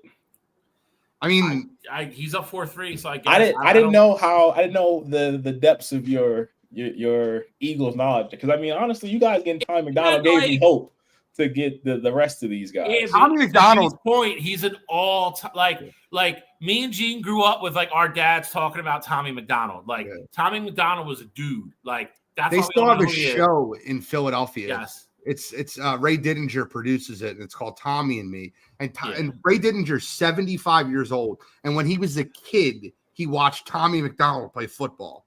Like that was like that's what the show is. He's 75. Like he's an Fair enough. all-time Eagle, and so is Harold Carmichael. Like I also that's the reason those two came off the list. which is another one. So number 2, I'll go through them here and then for you. Number 2, Pete Retzlaff, Never heard of him. 74-12. He had more yards in the same time frame as McDonald. So I'm actually surprised that The only reason guys got Tommy one McDonald knocked is together. so known is because of Ray Didinger's play. I'm telling I you, got you. Ray Okay. Didinger is a Hall of Fame. He talks about Tommy McDonald all the time. Every year on WIP, they promote Tommy and Me, which and he talks about how great Tommy McDonald was and how he's an all-time Eagles receiver. That's the I got only you. reason me and Bill know who he is. I got you. I'm just saying it was the same time frame. I know what you guys are gonna get for me. Number 6, Pete Pihos. What? I'm not kidding you when I tell you, almost being 45 years old, I have never heard that goddamn name in my life. Never. 5,619 yards. And then number 8, Bobby Walston. Never heard that. Never heard it. Hold on, let me ask you a question real quick. 5,363 yards. Was 11, 12, 13, and 14 like gettable? Number 11 was Ben Hawkins. Don't know him either. What the fuck is that? Number 12, Golly. number 12 was Fred Barnett. Okay, we would have got him. We got him. Number 13 is Dallas Goddard. See, that's a good one. We That is a didn't good guess one. him either. Nah. Number 14 is AJ Brown. We talked about him. Already? And number 15 is Devonta Smith. See, what you All- should have did is you should have All deleted 3 of these anyone. guys You would should have have went been, Super Bowl error and added them. all 3 of these guys will be in the Yeah, because we would have top ripped 10 through that. after next season. If you would have went Super Bowl error and when just like deleted anything before 70 or 69, whatever the first year of Super Bowl, I think it was 69. We probably would have got them all. Yeah. Fair enough. It's all right. It was a good trivia question. Dude, you Or- got me excited. For what it is, again, Jack it for what and it's worth though, too. Calvin Williams, I'll keep going through the top 20 here because I got them all. Calvin Williams was number 16. Brian Love it. Westbrook was number 17. We said Love him. it. Jason Avant was number 18. Love it. Yeah, we would have got him. Keith Yeah. Byers was number 19. I remember Keith. He was a running back. Yeah. And then number 20 Fullback, was basically. Yeah, number he's a 20 horse. was Harold Jackson. Yeah, I've heard Harold Jackson. I don't like Same. not a ton of Harold Jackson knowledge, but I've heard of who he was. He only played in Philly for 4 seasons and he's got 3,400 yards. So he How must to be have been late getting 80s? something right. How to be No, late 80s? 69 to It's gotta be before 72. that. Yeah, Oh, before that, It's got to be before that. Yeah, I great trivia question up until I Up until the end. I'm not kidding. You read the names out, and like all I can think of is Pete Buttigieg. I'm like, Pete who? Like like Yeah, Pete Pfizer. Don't know who that is. It's like an incomplete trivia. Like, it didn't even finish. I feel like I agree with you. All right, well, let's move on. Goddamn people from Cleveland. I Bro. swear to God. I'm sure they're going to have these 3 guys from 1923. See the fun thing is this, right?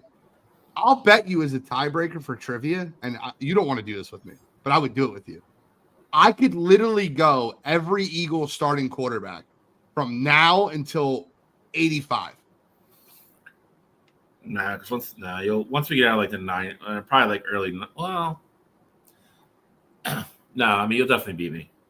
All right. Well, let's move forward then. Let's talk about their MLB All-Star. Charlie, did you send your list Draft. over to Joe? Draft. Draft. My bad, I'm sorry. And no, I was taking a shot. Leave me alone. We'll spin the block on that. Just We'll spin a block on this. Let's talk about the NBA draft. And by the way, first 2 picks, anticlimactic. Cooper Flag, Dylan Harper, easy peasy, lemon squeezy, mac and cheesy. Third pick, Got to give the 76ers credit. Ugh. You can disagree. VJ Edgecombe, highest floor guy. Victor Oladipo Andre Iguodala you're going to get a guy that can play in the NBA. And when I heard his interview, and I didn't know this, he lived off a generator for 7 years. He's going to be a high volume player. He might not be a great basketball player, but he's going to give you effort and he's going to play great with Maxey. I'm okay with that. Would I have preferred Ace Bailey? Of course I would have preferred Ace Bailey. But with that being said, I'm glad it's not Con Kneepel. Agree with you on that one. So Ace Bailey gets picked number 5 by the Utah Jazz, and Danny Ainge basically tells him, look, dude, I don't really give a shit. What you want, you're going to play in Utah. And sure as shit, Ace Bailey got on that plane and I'm so excited to be a Utah Jazz. Yeah, it's like, imagine if Daryl Morey had those balls. It's interesting. I guess it's a risk that you have to take in that situation, but I think the drop off from Edgecombe to Kneepel and anybody below that is, I really believe that.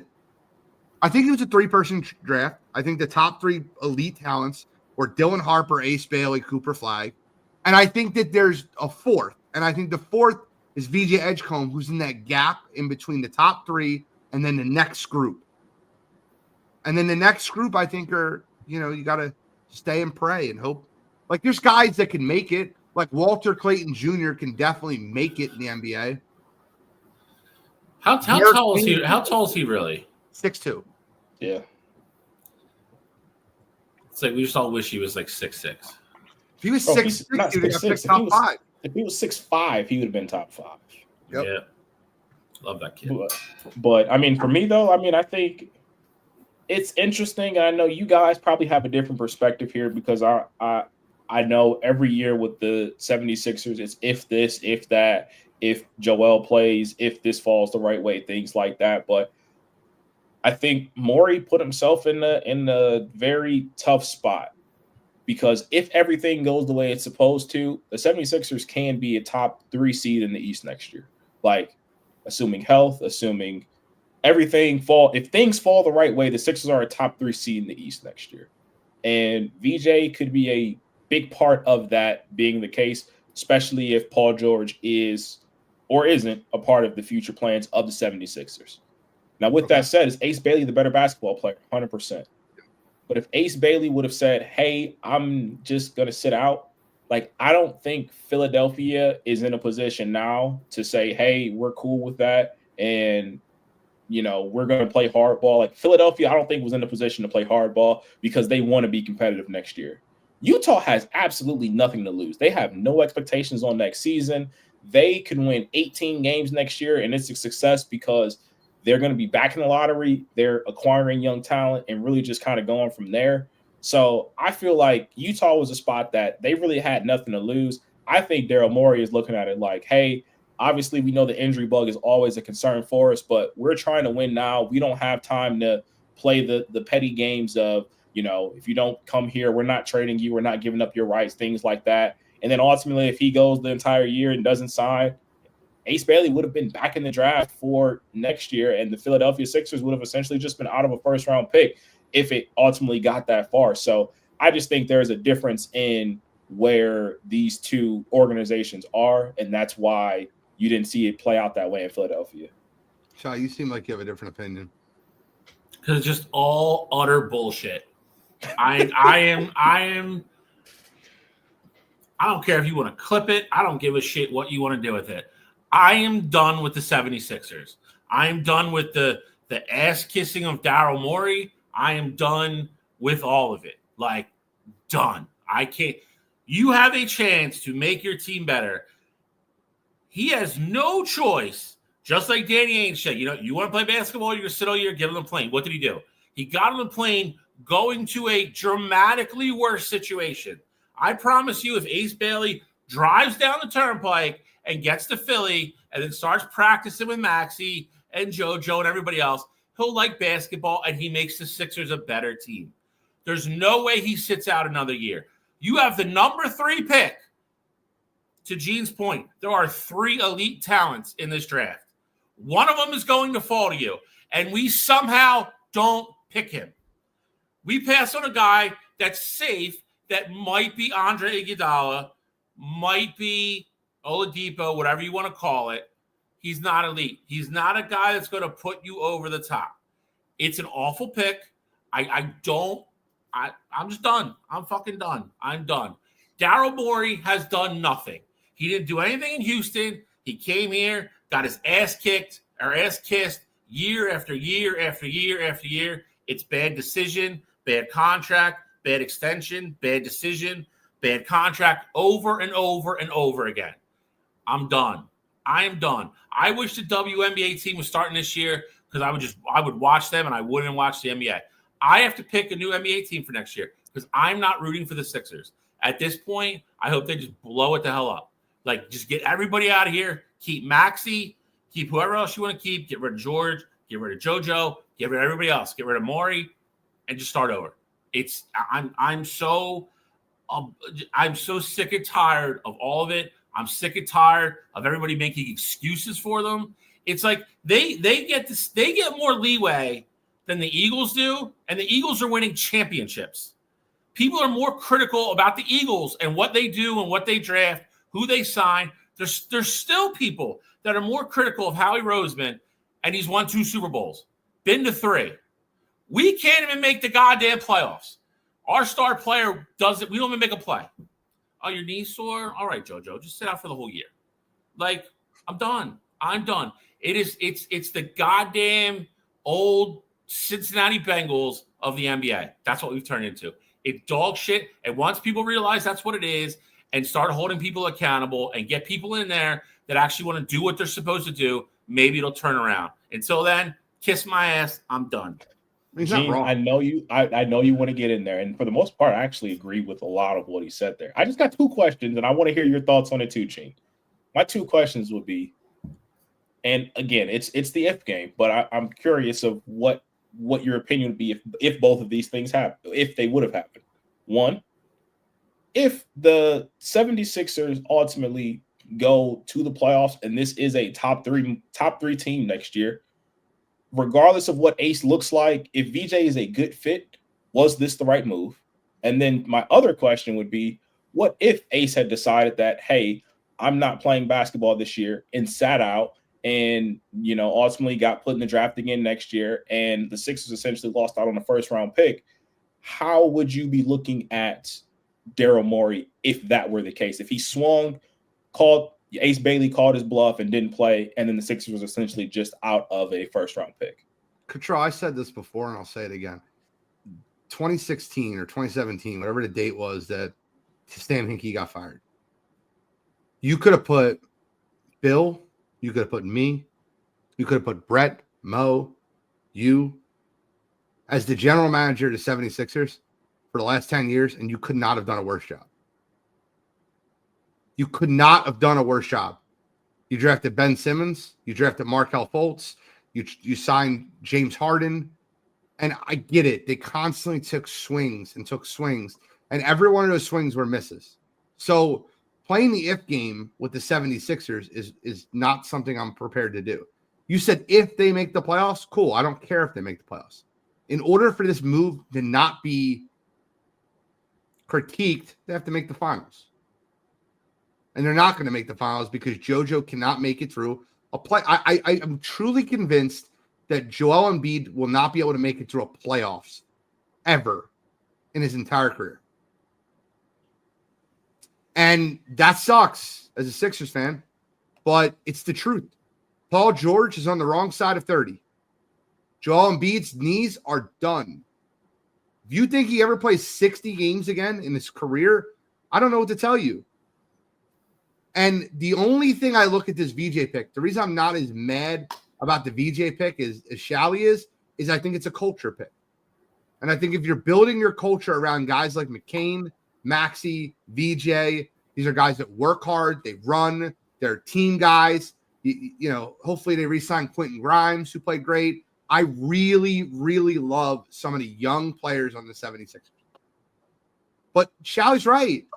If they don't blow it up you're kind of caught in between. And then last year, I think the part that a lot of people forget is maybe like 20 games in the last year, Tyrese Maxey had to call out Joel Embiid in Miami for not showing up to stuff. Not like, dude, you got to be here. You got to be on time. I look at the 76ers roster and I see a kid like Justin Edwards, and I genuinely believe that he could be a superstar in basketball. You're talking about Justin Edwards, the number 2 ranked prospect that got put in the wrong system, the wrong situation, and now he's here, and he looks like he's coming into his own.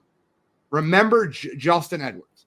He went to Kentucky, got friggin' put into that whole system of bullshit when Calipari was leaving, and it screwed up his NBA career right now. He's 21. He looked great last year. Justin Edwards, Tyrese Maxey, you got McCain, Edgecombe, they're culture guys. Quentin Grimes, I'll take those guys. I hate that they lost Yabusele. That pisses me off. I love the way that kid played.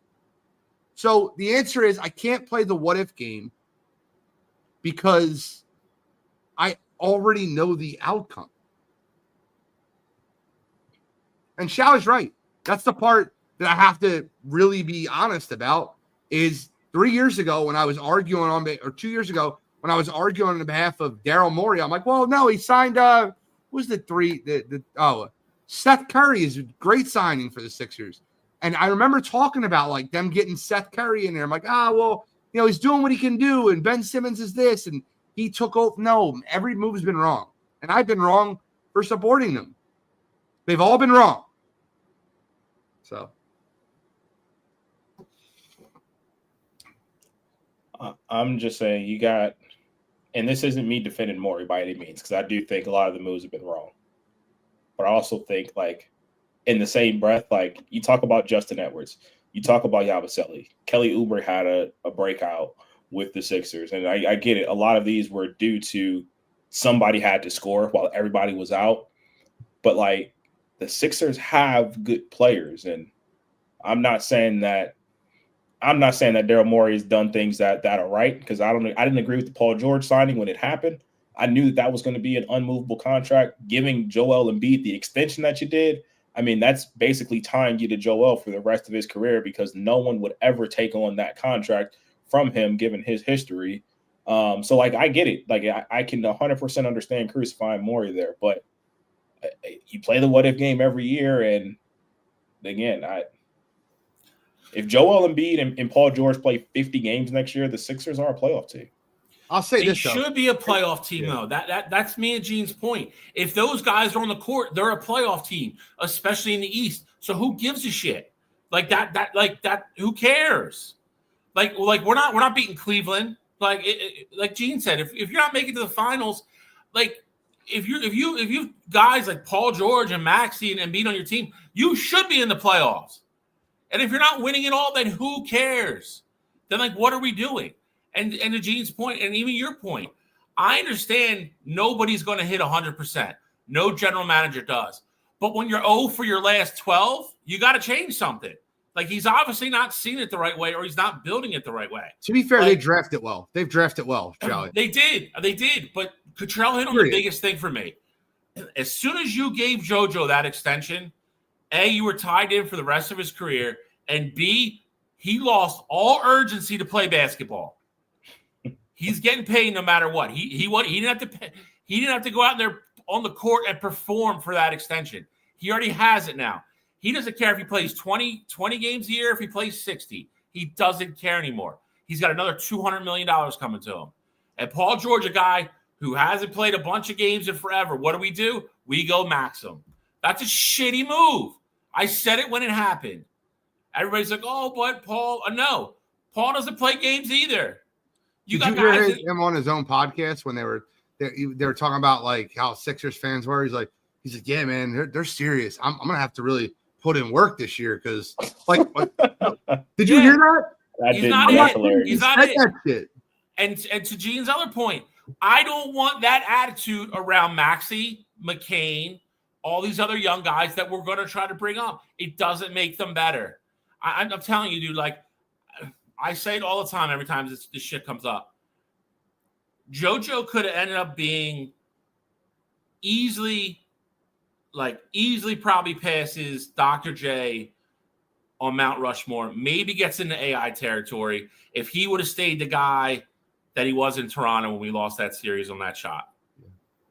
That's who he would have been. I'm telling you right now, mark my words, a decade from now, Terrell Maxey will be by far the more beloved player in this city.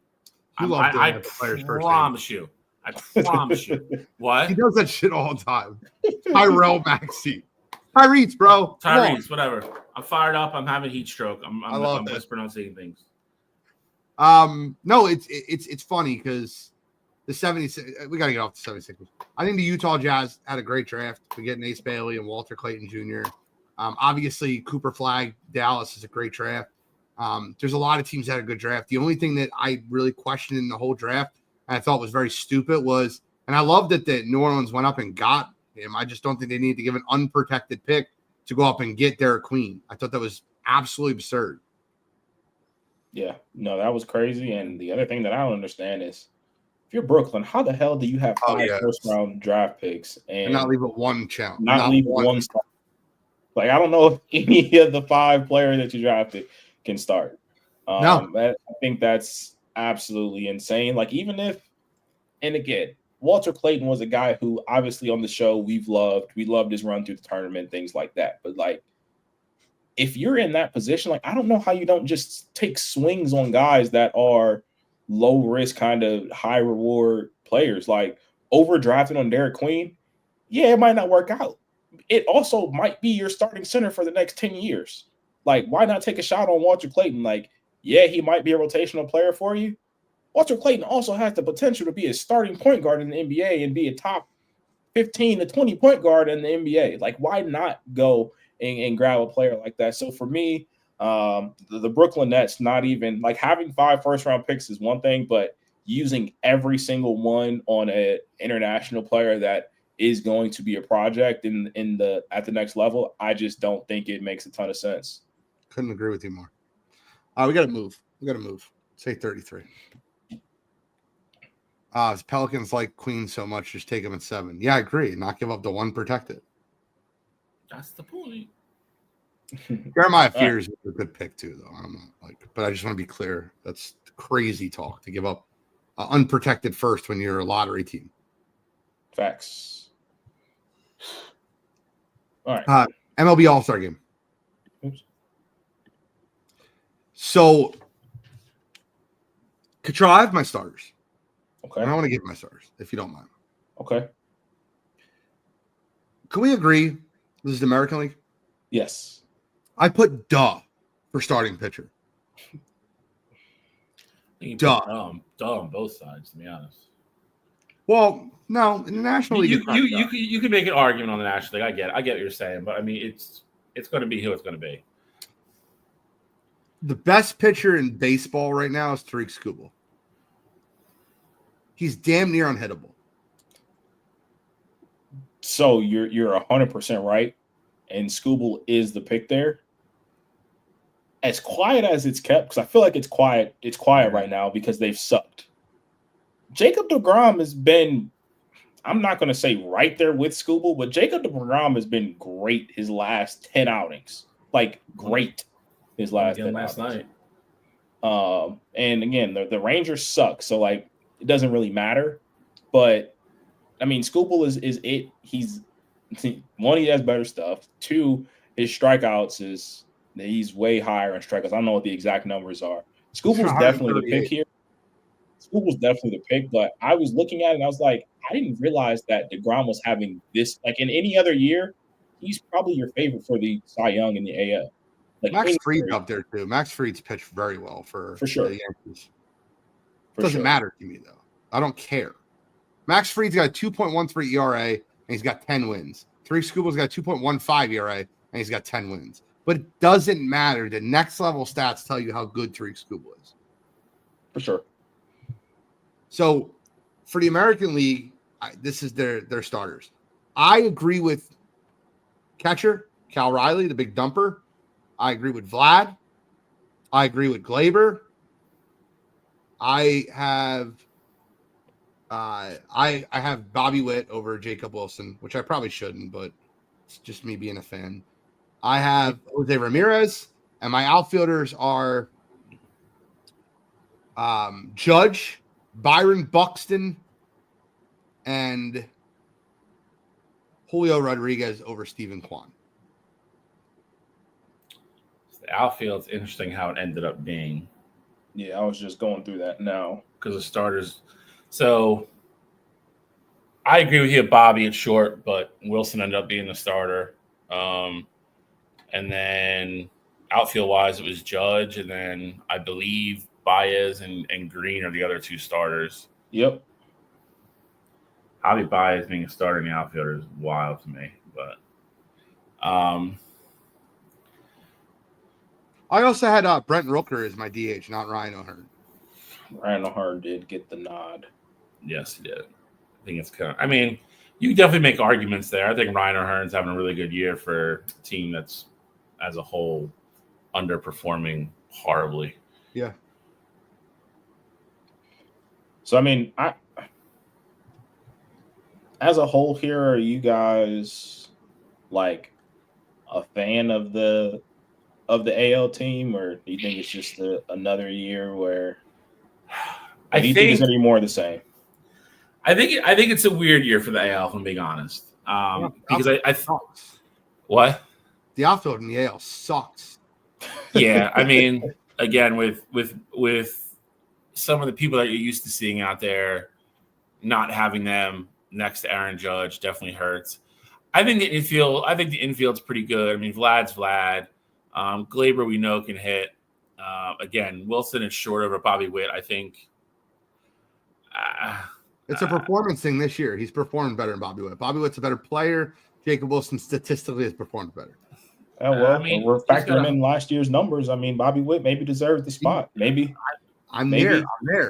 Maybe teams are hating on Bobby because of all the MVP love he got last year. I don't know. See? There you go. Hey, I'm getting it. I'm consistent, brother. See, I'm consistent. And then obviously J-Ram at third, I don't have an issue with. I mean, we'll get in the National League in a minute, but I mean, Scooble's got to be the guy. So pitching wise, so I definitely. This is one of the years where I think I usually think it's usually kind of really even. You kind of have to pick the teams apart. I think this year the National League team is definitely stronger. The four best teams in all of baseball are in the National League. 1, 2, 3, and 4. The crazy thing about it is that I'm not talking about record-wise either. I'm talking about the best team. Rafael Devers probably would have been your starting DH in the AL. Probably. The trade not happen. Yeah. All right, let's go over to National League. Good. Tell us where you had Cottrell. So I had Freddie, I had Marte, I had Lindor. So I agree with all of those. Machado there as well. I forgot what I had at catcher there, but I know my outfield was Pete Curl Armstrong, Kyle Tucker, and Juan Soto were my three. And granted, I know that James Wood's probably the guy who deserves to be there more. For me, may have been the fandom of it. Juan's not having a bad year. James definitely having a better year this year, but Juan Soto was the last one who I had going. And then as far as pitching goes, I would have had Paul Skeens as well. I mean, I thought, granted, you have some other deserving candidates in NL as well there. I think for me, Paul Skeens is also my, no doubt about it, one in the NL. So outfield wise, I know Tucker and then Armstrong both made it. I think Acuna is the starter over Soto, and then everything else I think was across the board. I think was chalk. Can you help me understand why Acuna is starting the All-Star game when James Wood has been incredible? And Acuna played for like 4 days. He's one of the most popular people in Major League Baseball, bro. I mean, Trout missed a month and a half and he made it to the Final Five. It's crazy. I mean, it's there's people, it's a popularity contest. I mean, that's why when the fans pick the starters, you kind of get gaps like that sometimes. And then another travesty is at third base. Travesty. Eugenio Suarez needs to be starting at third base. He's got 26 home runs. Wouldn't argue with you. I mean, he's going to end up being. Sheesh. He's going to end up being their. Listen, it's been a week. He's going to end up being the representative, so that'll be easy peasy there. I thought shortstop. I'll be honest. I thought shortstop was a little skewed. I don't think. I mean, Frankie's not even having as good a year as he was last year. Mookie's at an all-time OPS low right now, and he's missed a bunch of games. I think Ellie and Turner's been terrible defensively, but offensively his numbers are better than both of them. I think shortstop's a little off in my opinion. Ketel Marte's having a great year. And then obviously Freddie Freeman, Pete Alonso, especially with Harper being hurt. I thought that was quite easy. Freeman is apparently just not going to slow down, and Alonso had a great first half. So pitching is the most interesting conversation on this for me, between Skeens and obviously Wheeler. So the rest of it, I don't think it's that far off base. I don't know. It's not crazy. I have Pete Alonso at 1 over Freddie. Yeah, I have Ketel Marte at 2. I had Frankie at short. I had Eugenio Suarez at 3rd, which to me is a no-brainer. Like, stop picking names over guys that are having all-time first half year. Dude, Eugenio Suarez is going to have 45 home runs this year. It's been a great year. Will Smith is your obvious catcher. And in the outfield, it's Pete Crow Armstrong and Kyle Tucker, who both absolutely deserve it. And then the third guy, I cannot even believe his name on the list, is James Wood. He's incredible this year. But, Acuna is a popular guy, and he played 6 games, so he's there. How many games do you think Ronald Acuna has played this year? Wait a minute. What's the difference between Ronald and Caitlin? The difference is 35 out of 100 games is different than playing 9 out of 16. It's a little different, brother. I know you want to be a pain in the ass, but he's played 35 friggin' games. Okay, yeah, so I think most he's played 30% of the game so far, dude. Because all the teams are right around 90 games played probably right now. Is the game better or worse with Ronald Acuna Jr. in it? I mean, it's obviously better. He can make the All-Star. If you're going to say that, but then all right, now hold on then, because then now you're getting into stuff not mattering then, because again, that's like saying, are more people going to watch if Mike Trout's starting versus not? The answer is yes. Should he be? Absolutely not. Like, we can't start doing that. What I'm saying is, it's just interesting that we care about games being played. 35 isn't 9 out of 16. 35 out of what? How many games have? Let's look it up. They've almost played 90, so he's played 33% of their games. Washington Nationals. Why are you gonna watch the Nationals? He doesn't play for them. You're right. I don't know why am I looking up the Nationals? Yeah, it's 86 games right now is the average in the MLB. I just checked. What is it? 80. I guess 86. So he's played 37% of their games. He's played 35. Atlanta Braves. Just looking it up. I mean, just curious. Don't trust me. It's fine. I'm just curious. But nothing against Ronald Acuna. Great player. I think that Paul Skeens should start. I think Zach Wheeler has an absolute argument to start. I think that since Skeens started last year, you could start Wheeler this year because Wheeler probably deserved to start last year. Agree with that. But at the end of the day, the National League is loaded. And I will say this. I don't know what the odds are. I don't bet anymore. I haven't bet in a while.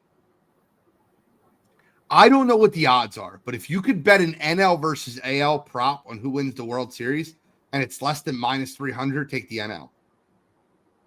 Phillies, Mets, Dodgers, Padres are better than any team in the American League. And that includes the Tigers with 54 wins. They're better than any team in the American League. Dodgers are so goes the Dodgers odds wise because Dodgers, Yankees, Tigers, Phillies. I'm talking about just betting the league versus each other. If you could bet the National League versus the American League, who will win the World Series? Let me see if it's actually a problem. National League is minus 164. American League is plus 134. Bet your mortgage on the National League to win the World Series. And then send me $100 and say thank you. No way the National League doesn't win the World Series this year. I tend to agree with you right now. I got to wait to see what happens at the trade deadline, though. Yeah, that's fair. The Yankees go out and get like the Yankees go out and do something, or the Tigers go out and get another big bat or something, then I might have to. You're right. You're right. Just being right. Before we wrap up here, I'm curious what the number is. What is your all-star threshold percentage of games? Are you talking about in Major League What Baseball? sport? Any sport. Yeah. Any sport. It's not. Percentage, It's what- different. It's different. It's different. Percentage of games. I'm not saying a number. I'm not saying you got to play 10 games. I'm saying No, a but the percentage. difference is the WNBA has played Percentage. Just give me a percentage. 60%. Bill, do you agree? It's probably hard. See, again, I mean, it's baseball is such an anomaly because they play so many games. Correct. Like it's different than basketball. It's different than football. Like football, you'd be like, oh, like he only played 65% of the games, but that's probably 12 or 13 games. Like then I would be like, all right, if that guy has strong enough numbers after 12 or 13 games to be in the Pro Bowl, then he should go. Versus, I really agree. That's like 75%, but whatever. okay, but yeah, again, whereas you have years where guys only play 120, 110, 120 games in MLB and they put up crazy numbers. I Like also told you earlier that I 100% grade all-star voting after the all-star break until the current all-star break. In Major League Baseball, they've done that for years. They used to talk about people's second half stats. So if that's the case, then why isn't like you said you didn't have Frankie? Oh, you did have Frankie. You have Frankie as your one I there. did. What about Freddie? Why don't you have Freddie as your starting first baseman then? Pete Alonso had a great second half last year for the Mets. He was incredible. And he's had a great first half this year. I think him and Freddie are side by side, and you can argue one versus the other. There's no I definitely think you can argue them for sure. But I'm just saying my whole argument is, and you constantly want to bring it back to Caitlin Clark, and that's fine. I just want to bring it back to the conversation that we were having because we're talking about all-stars. Yes, but also and comparing I think fans versus players. That is the gripe of the whole thing. So if the fans have Ronald, so clearly fans have him one. I mean, he's got voted in there. If the players would have had Ronald Acuna Jr. at 9, are we talking about people not liking Ronald Acuna? Ronald Acuna Jr. is one of the top outfielders in all baseball. The point is, this year he didn't play the second half of last year, and this year he's played 35 games. So if players would have ranked him at 9, would that have been an issue? You're leaving out all the Caitlin hate stuff. Nobody hates Ronald Acuna Jr. So if the players voted him 9, to Gene's point, he's one of the top outfielders on the planet. If you got voted 9, it would simply be because he hasn't played a bunch of games. There isn't some agenda that Ronald Acuna Jr. was going to save baseball 5 years ago, and all the players secretly or publicly, depending on who you are, within Major League Baseball, hate him. That doesn't exist. It exists for Caitlin Clark. That's a huge part of this discussion. I completely agree with it. Me and Bill don't agree often. And for what it's worth, the numbers ultimately were Caitlin's played 52% of her games this year, and Ronald Acuna Jr. has played 41% of his games this year. Okay. I'm just And that- for everybody out there listening. For if you're breaking it down at the end of the year, 10% of a baseball season is 16 games. How long is the NBA regular season or WNBA? Regular season? They play 40 games. So that's 4 games. So his 10% is 4 times greater than hers. That's my point. 10% is 10%. You play less games. Are you it's adding still in the same tonight's thing. game? Hold on. Are you adding in tonight's game when you're doing that math? Again, Yeah, it didn't happen yet. The Fever plays 17 games. They don't count 16, they're 8-8.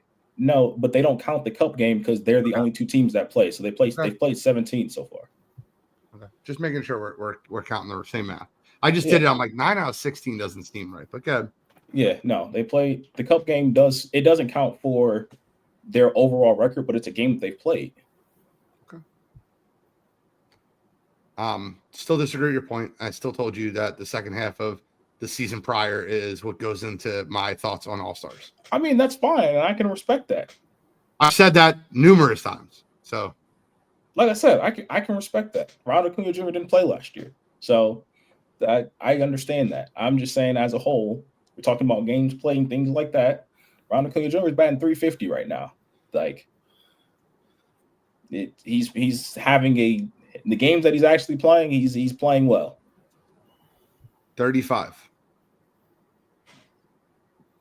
That's a problem. That's a problem. Under the 60% threshold across the board. It's fair. It's not if you count the second half of last year. All right. UFC. Let's break it down. By the way, this card was incredible. I'm not, this is the truth, right? Sometimes I fall asleep during these cards. And I don't fall asleep because I'm like bored of them. I just get tired. I'm an old man. I fall asleep. This card, I was wide awake, and it took me an hour to fall asleep afterwards because that's how great the card was. And I think the card was so great because of Brandon Royval and Joshua Van. Yep. And that was such the fight of the year. I will say this. Love Joshua Van. Love him. I wouldn't have been mad if you scored that fight 2-1 Royval. And statistics would not have been mad if you scored that fight 2-1 Royval. Well, the problem is that I was literally leaning 2-1 Royval. Yeah, you're talking about within 8 seconds left in the fight, you get dropped. I mean, I thought the third round, I'm like, Royval, you're slightly winning this fight right now. Slightly. You're slightly winning this round. And then you get dropped. I'm like, no, I got to score it. You have to score the third round for Van at that point. I think after that knockdown happens, because of how close it was, like, I think it'd be one thing if he had been dominating the entire round, but it was close. He had a slight advantage. The knockdown happens. And so I thought, for me, that took it over the edge. The one judge that scored at 30-27 should absolutely not be able to judge a fight the rest of the year, because that's insane to give. I don't know how you give Joshua the second round in that fight.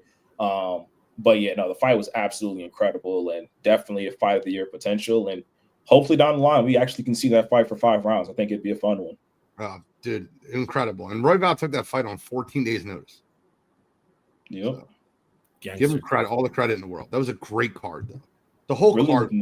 With nothing to gain. Like, they put in, I forgot who Royval was originally supposed to fight, but Van took it on the short notice there, and Royval really had nothing to gain there. Like, Royval was in a spot where, like, if he won his next fight, like, he could have potentially got another title shot, but he gives the guy that's ranked 12, 13, wherever he was, the shot, goes out there, has the war, loses. Like, I respect anybody that goes out and just fights for the love of the game. Dana said he's going to give him his win purse. They got fight of the night. I mean, that was, as he should. That's the right move by Dana. Loved it. The other 2 fights. Look, it's funny because you see the co-main event and you're like, Pantoja, man, nice submission over Kai Kara-France and champion, and you're like thinking about like, oh wow, this is a great performance for Pantoja. And then you get to the end and Ilya is just a creature. The guy's a creature. He's different. I don't know how else to put it to you. I don't care how weird this sounds. He's creeping into the territory of could be one of the greatest of all time. He is. He's getting into rarefied air. He's creeping into the territory. So it's not, I'm not saying he's there now. It's not on anybody's Mount Rushmore list, but he's creeping into the territory. He's dominant. I think he's at the door. I mean, he hasn't started knocking yet, but I mean, he's 2 or 3 fights away from knocking, and somebody's gonna have to open it. The problem is the one guy that he has to get through is already opened it. He's just waiting to step through the door. But if he beats that guy, then we're having a different conversation. We're having a completely different conversation. then we have we have something to talk about. I sure. I will pay good money to see Ilya versus Islam. Bro, Dana could put banger. Put bums. He could put, just fine. I don't even know, just bums on the undercard. I'd rather pay $60 and just start the fight at 8. So I don't got to say it at 12:30. One fight. I don't care. So I'll pay it. Start at 8:30. Over by 9. Cool. It's gonna be. I'm like, gee, I'm too old for this shit. Absolutely incredible. The one thing though that I will say kind of confused me just a little bit. Before that fight, Ilya was ranked pound for pound number 2. Yep. After the fight, he got moved up to pound for pound number 1. I randomly saw this today. My thing with that is, if you think Ilya is the best fighter in the world, pound for pound, I'm perfectly fine with that. Like, I have no quarrels with that. No quarrels with that. But he should have been there before this fight. Like, if that was your thinking. Islam already knocked out Charles. So, like, Ilya beating a Charles Oliveira that Islam already beat a couple years ago, like, while he was still, I'm not saying Charles isn't in his prime now, but like 2 years ago, Charles was on a 20-fight win streak when Islam first did it. Like, how does that put you over the edge to get the pound for pound ranking there? Again, I have no problem with Ilya being 1, but for that fight to do it, it kind of confused me a bit. I think it's a little bit to do with activity, if I'm being honest. Well, Islam's fought this year, though. He fought in January, and he's probably not going to fight again this year. So, I mean, and Ilya already said he wants to fight at least once more this year. Like, I'm not saying that's the case. I'm just telling you, if there's one thing I could point at, that would be like, you have these guys neck and neck. You have the one guy who's fighting and the one guy who's not. Like, if Islam fights again this year, great. I hope he does. But he fought in January. That's it. Ilya is going to run through Paddy Pimblett like nobody's business. That's even the fight. Did you hear Ilya's comments about fighting Paddy? No. Oh, it's incredible. He goes, it was really tough for me to fight Charles because he's a really, every time you see him, he's around his family. He's a super nice guy. It's like, it's very tough. That's part of my job. He's like, I would look forward to beating the shit out of Paddy. I look forward to beating him. I don't like him. He's not a good guy. I saw the clip from O'Malley too, when he was like, "Thank God he didn't answer my call out," or whatever the hell he said. I don't know. He said that. Thank God he didn't answer my call out. Yeah. That guy's different, man. He's different. He is. Let me ask you a question though. If Islam went back to 155 and fought Ilya, who are you favoring in that fight? I mean, who I'm favoring. Are you that much of an Islam fan? I got Islam. My thing is I think I've seen breaks in Islam's armor. Volkanovski fight, 5-round war, Dustin Poirier fight. Like, I've seen Islam I've not seen Ilya, at least in the last 4 fights. The thing is, you have seen it. It's just been a while. That's all. Like, you have seen it. It was just right before. Like, let's not forget, like, Ilya Topuria had a full fight against Josh Emmett. And Josh Emmett is a bad man, don't get me wrong. Probably the most powerful 145er on the planet, to be honest. Like, he's not the best, but power-wise, he's one of the most powerful 145ers on the planet there. But, like, that fight was a really good fight. Ilya won, no doubt about it. But, like, you've seen him go the distance with other people. These last 3 fights have been incredible. I just think in that kind of fight, although Ilya can grapple with the best of them, like, he can wrestle with the best of them, I think anytime Islam feels uncomfortable, I just feel like that fight gets to the ground and I don't think Islam plays the stand in front of you and trade strikes game with him after getting hit a few times. I don't think that Islam has that much of an advantage on the ground over Ilya, though. I think size would matter, though. I think it would. Like, Islam is, like, while I don't think he has that much of an advantage, I do think his ground game is slightly better, and I do think in that fight he'd be the bigger fighter. It's wrestling versus BJJ, though. It's like I feel like the Ilya could catch him easily, like on the ground. Like, I feel like he could get his arms locked in something. Like, I don't think Islam's ever got on the ground with a guy. Well, he did. He got on the ground with Charles. So that got on the ground with Charles. Yeah, I was gonna say it'd be like Khabib and Khabib going up against Charles, or a guy who's great at, BJJ. They got the same Sambo, wrestling background there. So it'd be very interesting. That's worth the price. Like that card, don't come after me, UFC, but that card is take my money. I think Dana is protecting those two fighters, though, because if one of them loses, they're no longer the draw that they are. I think it's easy, though. Like, you get Islam to fight JDM. If he wins, cool. He's champ. But I don't think it's anything for him to go back down to 155. Like, I don't think that's a crazy cut for Islam. Like, I think 155 is where he's normal. He's a huge 155, man. He is, but he's never. That's one of his advantages. I mean, I don't say he's never I don't think he's ever come close to missing, but he's had a couple where they've talked about it's not been the easiest. And again, all those guys will tell you you only have so many easy cuts in you before your body's just don't want to do this again. It gets harder and harder and harder. And if he's been training at 170 to fight at 170, going back down won't be the easiest thing in the world. It will not. And if you're Ilya, I'm not taking that fight at 170. That fight's got to be at 155. So I don't. I agree. He's got cojones. He said, "I go up to 170 if I need to." And some of his camps he's so cocky, bro. I love it. He is. He needs to be cocky right now. But there's also somebody's also going to talk some sense in him and be like, "We're going to fight that fight at 155." In 6 months from now, your 185 is going to be Hamzat. Your 170 is going to be Islam. Your 155 is going to be Ilya. Your 145 is Volk. Who cares? Your 135 is Marab. And your 125 is Pantoja. You're talking about the most dominant group of UFC champions you will ever see. And your 205 should be Pereira if he gets his head out of his ass. And then your heavyweight would be Aspinall.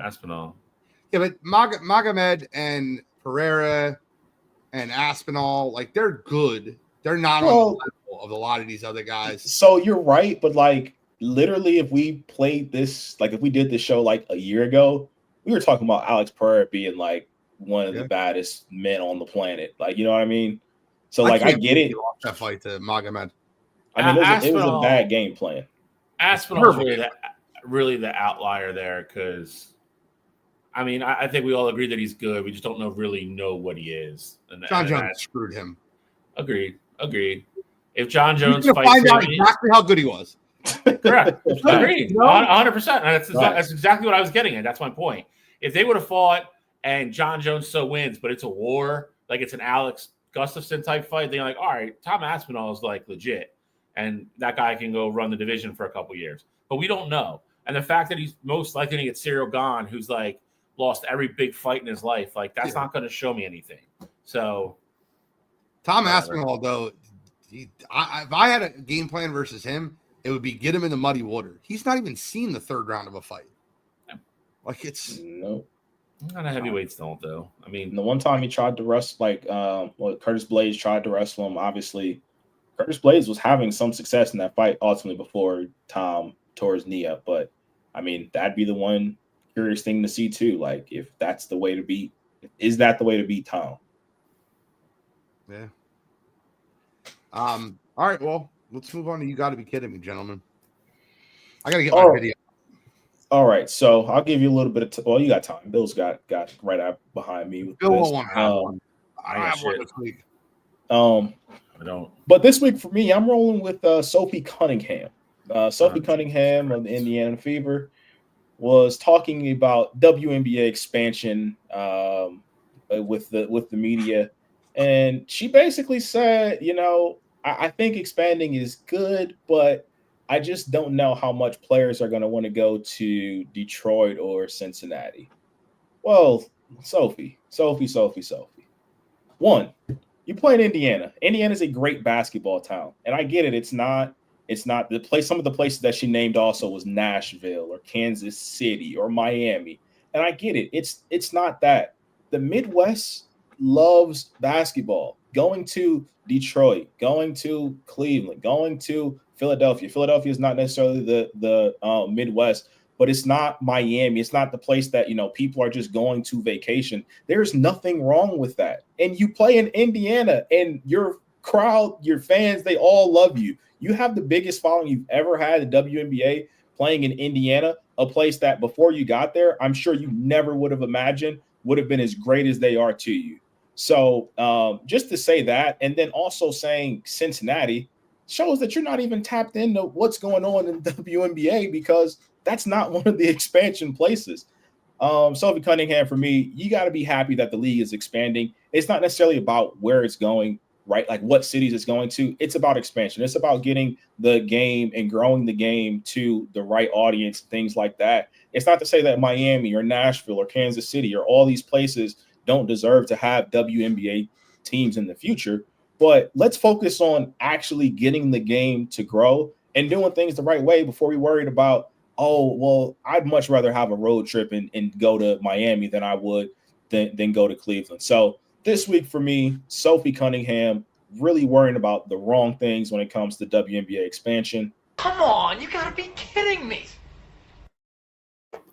Did she really say Nashville? She did. She said Nashville, she said and Kansas Miami. City, and Miami. Like, what young person wouldn't want to live in Nashville and get paid to play basketball? No. She was saying that that's where she wanted the league to expand to. Gotcha. All right, that makes sense then. All right, well, I have one for you. And before I start it, I want to kind of give you guys to share my screen here. And you know this, right? I do. So I don't know. I don't know how this is possible. This is like you got to be kidding me and I get it. The guy probably has season tickets in this exact seat. But let's roll the video. He's got some power, and it's on display right here. Oh, we're going to have to look at that one. Pay attention to the fan. They are now. Yeah. Uh-oh. Yep. Oh, geez. Next year, 2023. Did he claiming interference is Stone Garrett. Pay attention to Here's the fan game in the is red. tied. Stone claiming he was interfered with by the fan who's got the glove and the baseball. Two hits today. 2024, July.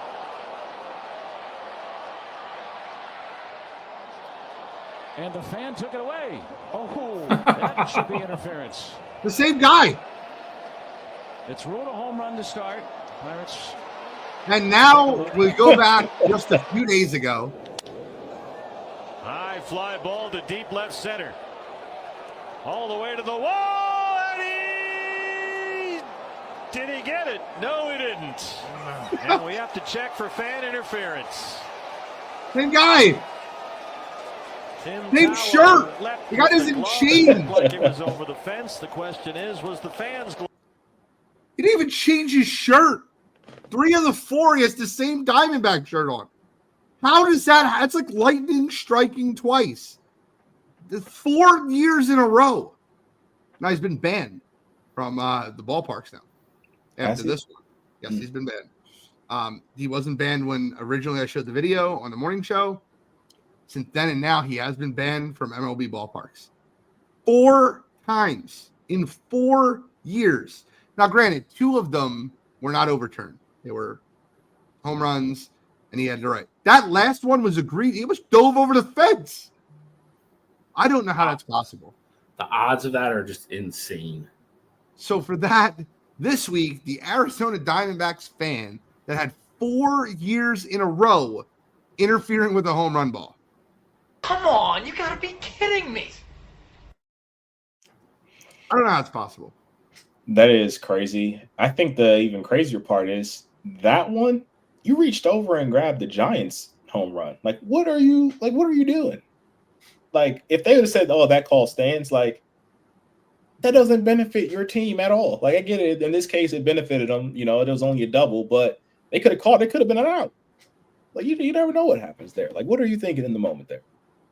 It's crazy to me. It's absolutely insane, but that's my you gotta be kidding this week. Anybody have any final thoughts, comments? Don't. He's already got 3 souvenirs too. Like that's crazy. He threw 2 back. He threw 2 back.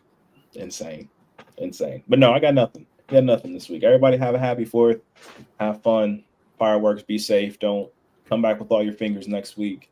all your toes, all that stuff. But no, nothing really additional for me. Shall give us your emotional 4th of July.